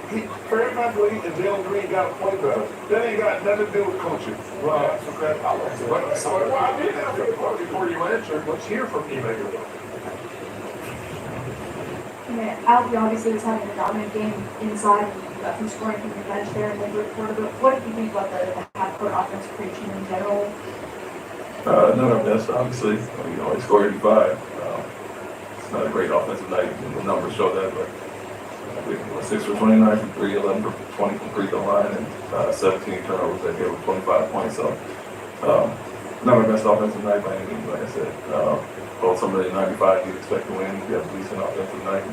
Not only the shots, but like I said, turnovers playing in the crowd. The misses in the crowd are the same as turnovers, basically. So, had our chances. I took a 4-point game, 234, I think, and gave up a 3 there, but guarded well enough to win.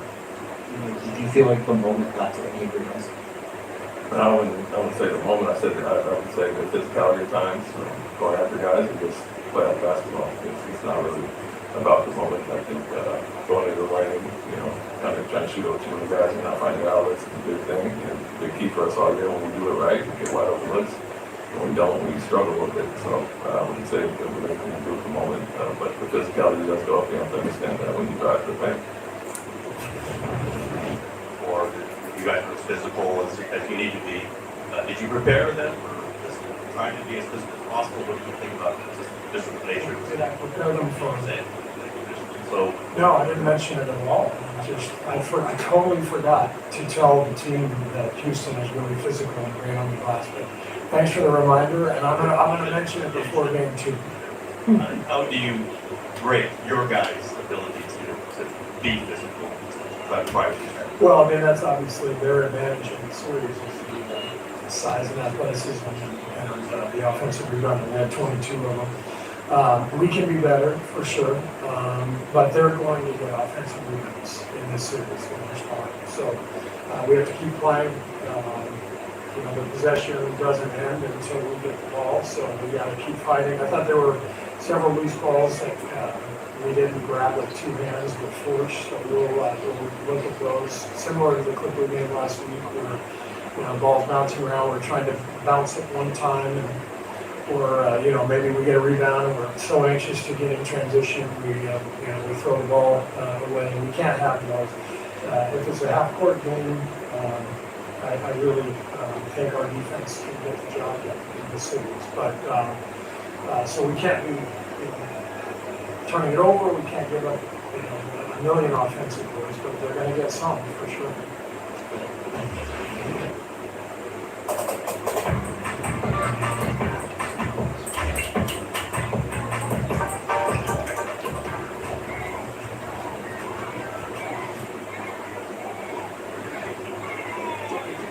About Ime Udoka. So what do you think? What can you add to what you think his message will be based on what you heard him say? Well, firstly, what Chuck was talking about with a different point, but I think it was correct about coaches and then fighting. I do think that was correct, Chuck. But in this point, when you were asking what would he say to them now, I would probably think, okay, we're in playoff basketball, which means we have to not take decent shots. We have to take good or great shots. We cannot be impatient. The basketball cannot stick. So meaning, George Carl used to have a phrase, and it kind of came from like North Carolina. The ball sometimes you have to feel like it's a grenade, and if it's in your hand for more than 3 seconds, it's going to blow up. And so what happened tonight with the Rockets, the ball stuck, and they have to get off the basketball and trust each other, because in playoff basketball, your first set doesn't work. And so you have to get off the ball and let others play, and then you have to get to the advantage. And the advantage might have been Sengun, but tonight it was Jabari and Adams. So you have to make the ball get to the advantage that night. I already got something before the game. Experience over youth. Kenny and I pick experience. When you're youthful and you don't have experience, you don't know how important this game is. Jamie Green, he has to play better, but in a playoff situation, you cannot have a bad game. It's your team, you're the star of the team. So Chuck is right, they do need to play better, but I picked Golden State because I knew Steph was going to do something different. The youngsters probably thought the last game, when we locked him up, they thought that was going to work. But what he did, he used his experience, he went back door a couple times, got some layups, freed it up, and then went back outside. But Chuck is correct, those guys have to play better. And as youngsters, sometimes you have to have those growing pains. And when you get those growing pains, then you have to experience it. Yeah, Jimmy, when he said, we played well enough to win that game. You hold the Warriors to that, you should win. But you can't, your two best players can't go, you can't score 85 a season. But I'm saying, you can't shoot that bad and have 17 turnovers and think you're going to beat the Warriors. And me and Shaq can argue, I think coach is very important. But there's nothing he can say to guys to make shots. Your best player can't get 7 points. Fred VanVleet can't go 4 for 18. That's got nothing to do with coaches. Shaq, you said something in the back. You said, the dude can't make a wide open shot. That ain't got nothing to do with coaching. You didn't say, did you say that in the back? That's my theory. I understand that, but then you said that in the back. Yes. Okay, him miss a wide open shot, that ain't coaching. They got to play better. We tell you the whole time. You talking about all the coaches now. Coaching is important, man. Stop that. No, it's not. The players got to go out there and get the job done. They do. I agree with that. Coach is important. We've had this before. 2 games into the playoffs now, and that's the first game out of 8 when both teams scored under 100. How many times do you think that happened this year? There are 1,230 games played in the regular season. How many times do you think both teams scored under 100? 89, 40, 65, 30. 30 times, yeah. Out of 1,230 games played. You won the closest for the years. How do you want it? To us. How do you want it? I'll go with Chuck at 40. Man, they come strong this year, but come on. Pistons and Knicks tomorrow. Oh, yes. Followed by the Clippers and the Nuggets. That's 2 great games. That's 2 great games How tomorrow. about the Knicks with a 21-0 run against Detroit? And how about overtime in that other game? Have there ever been one inside show without Shaq and Charles Barkley? No, pocket mom, never had Charles. What does pocket mom mean? I don't want to know, and no, there hasn't been a show like that. Pocket come back. Game one for the East High Seeds. Is that you, Jenna? The cat.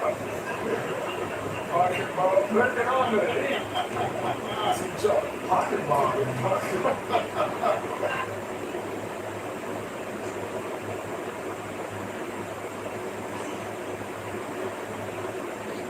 Don't skip Carrie.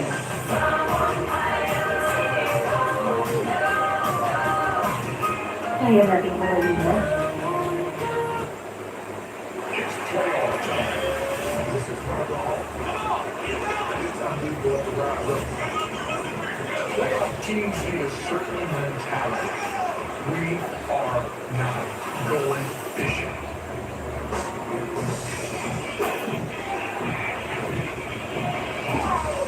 That means we are not going down. We are not going to bend. We are not giving up. When the smoke clears, we will still be standing.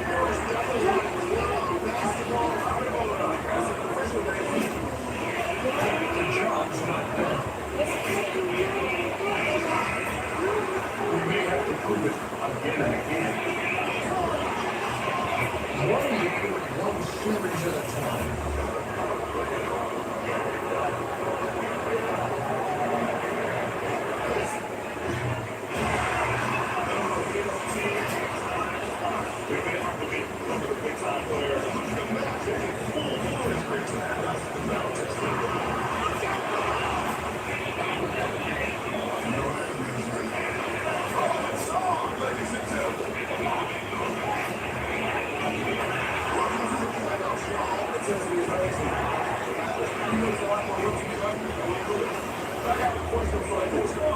One, two, three champions.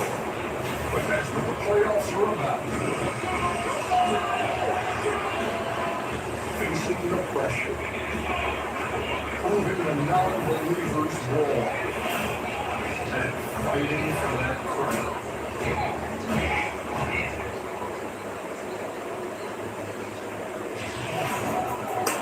Tyler Hero and the Heat beat the Bulls and the Hawks to make the playoff field. Now they step up a weight class. Donovan Mitchell and the Cavs, the number one seed in the East. They be in the playoffs for the first time. Next on TNT.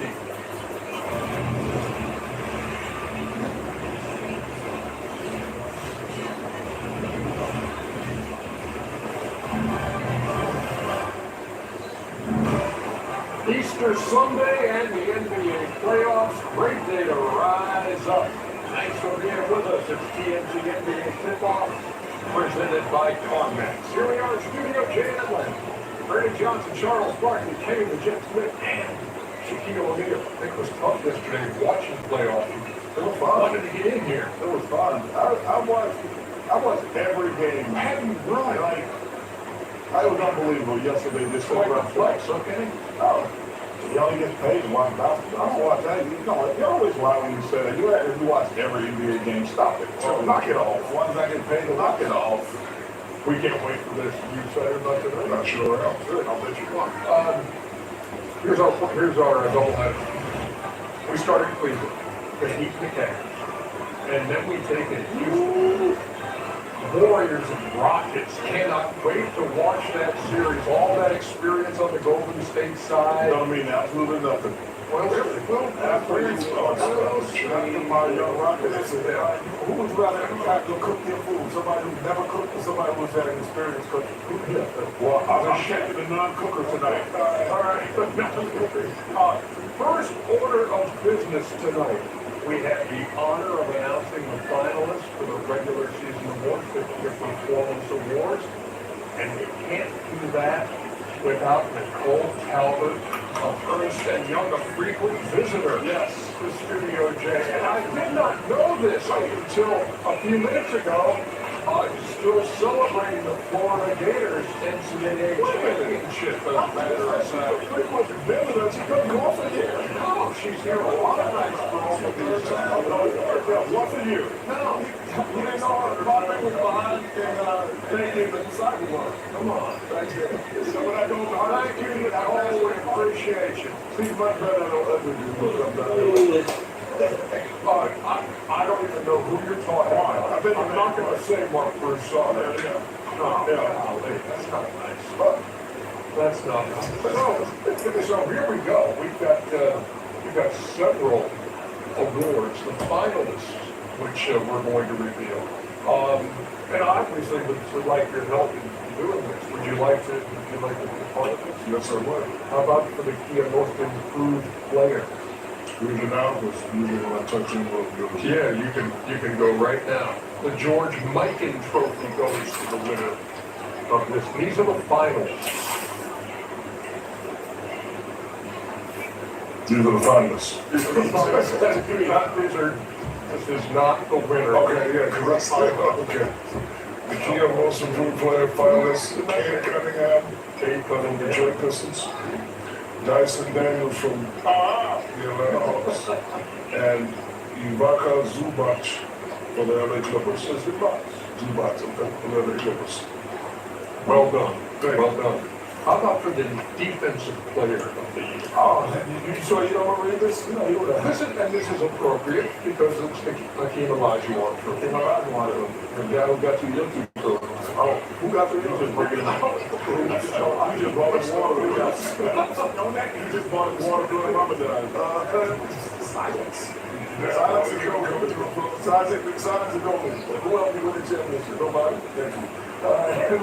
Defensive player of the year. Wow. From the Atlanta Hawks. Dyson Daniels. Up for 2 awards here. Yeah. That's a heck of a season this year. And from the Golden State Warriors, Draymond Green. And from the Cleveland Cavaliers, Evan Mobley. Very nice. Well done. Would you hand that to the Chuckster? This would be for the Kia NBA Clutch Player of the Year, who gets the Jerry West Trophy. Rest in peace, Jerry West. Great man. From the New York Knicks, Jalen Brunson. From the Minnesota Timberwolves, Mr. Anthony Edwards. And from the Denver Nuggets, Nikola Jokic. There you go, your 3 finalists for Clutch Player of the Year. How about the Kia 6 player? Oh wow, we got more. From Buffalo. I didn't know we were doing them all tonight. Malik Beasley from the Detroit Pistons.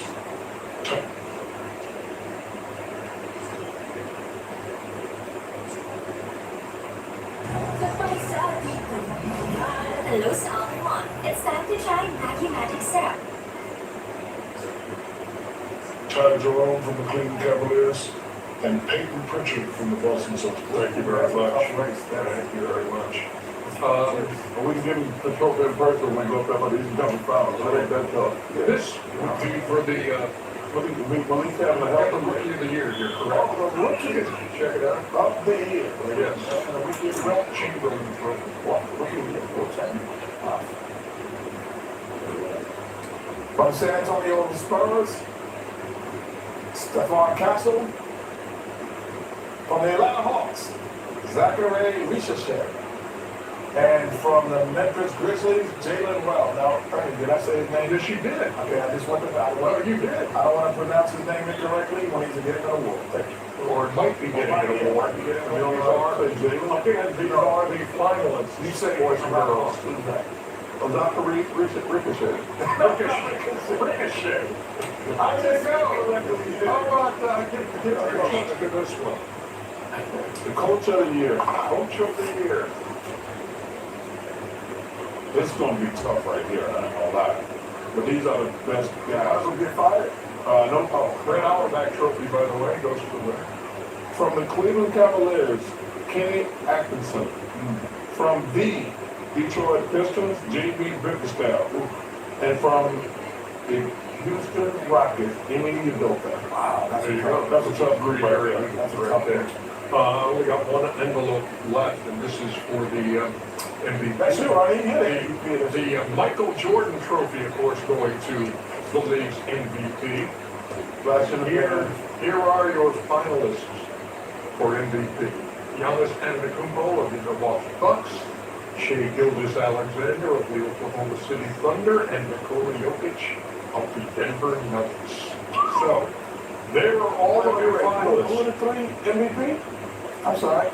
Giannis, SGA, Jokic. I didn't have to say SGA. I was like, wait a minute. You didn't say that to you. So you said get out of the off. Yeah, I said SGA. Actually, I was about to go crazy. I actually said his name. I could have said the Freak, SGA, and the Joker. Okay, there you go. Those are your finals. Now, how about getting down to the playoffs? As far as We're going to show this thing. we are going to show this thing. Come on, man. Close your eyes, America. There's Shea Gilgeous-Alexander, MVP with SGA.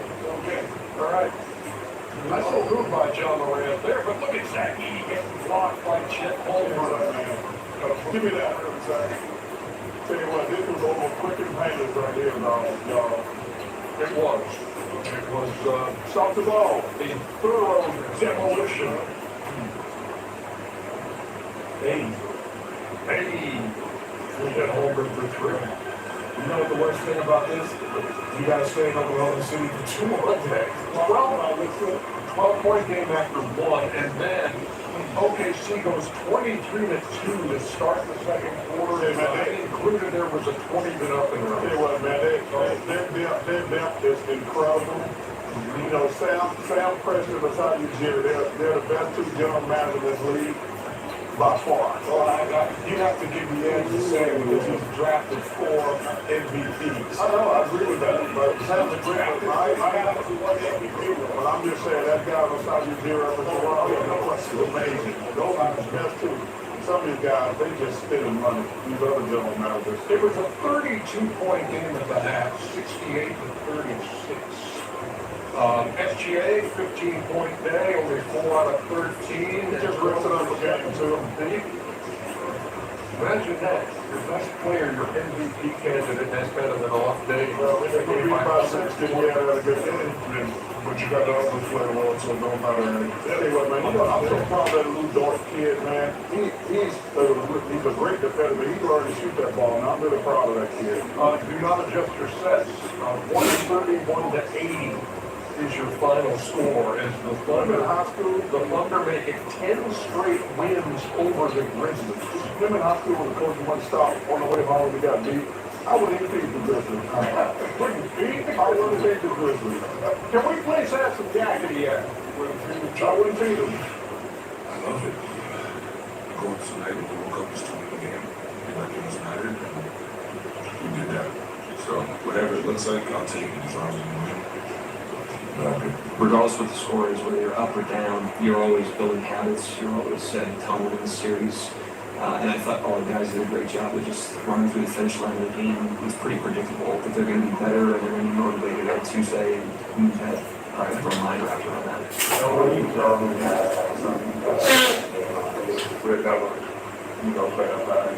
what are things about time that you take away from someone lost together? If we went through the series 1-1, this game won't matter. As Mark Dagnall pointed out, we talked about setting the tone, that certainly did. A 51-point win is the 5th largest in playoff history. It is the largest game one margin of victory. That's crazy, man. Roll by 51. Record what? Ricochet. Man, he did a great job. He did Right out from front. Spot on. We don't teach Frank down the detail about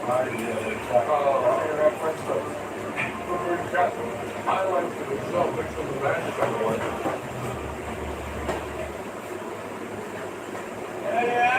That was looking great. Come on now, no back for Sunday morning, huh? Hey, do we have Chin up, bro. Come on. You can. Go on, man.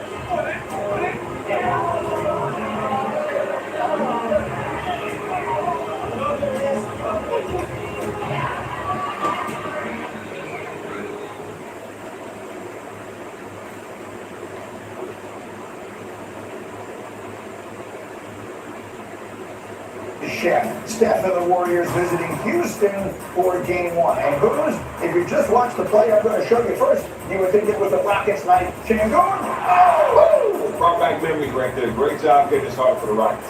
Just knocking one down over the top of Draymond Green. But this first half would belong to the Warriors and to Steph in a low-scoring affair. He had it done. No, he was cooking from the very beginning. Did a great job of going inside, getting layups early, and then the three-point line started flashing for him. He had 16 at the half. Warriors up 47-34 and a low-scoring affair. And then it's Jimmy Butler.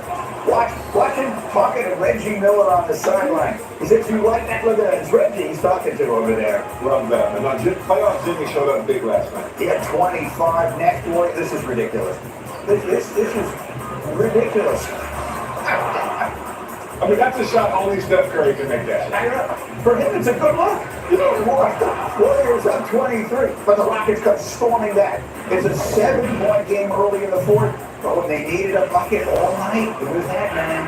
Yeah, you look at the Hall of Famer right there. Clutch shot after clutch shot. Warriors go up by 10. Rockets cut it to 5. Here's Amen Thompson. That one's going to go. It's just a 3-point game, but then, come on, watch this inbounds play. Look how quickly he gets this up. That's all the space he needs, Greeny. How do you stop that? 31 points for Steph. 30 seconds left. It's an 11-point game, and that one is going to be the capper. The Warriors take game one. They steal home court advantage, 95-85, and afterwards it was Jimmy Buckets talking about the man of the night.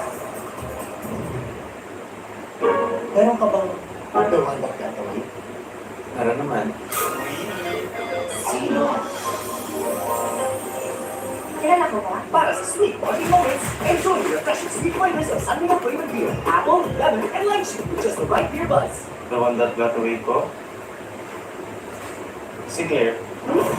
You're the one that got away with the last apple. Akin yun eh.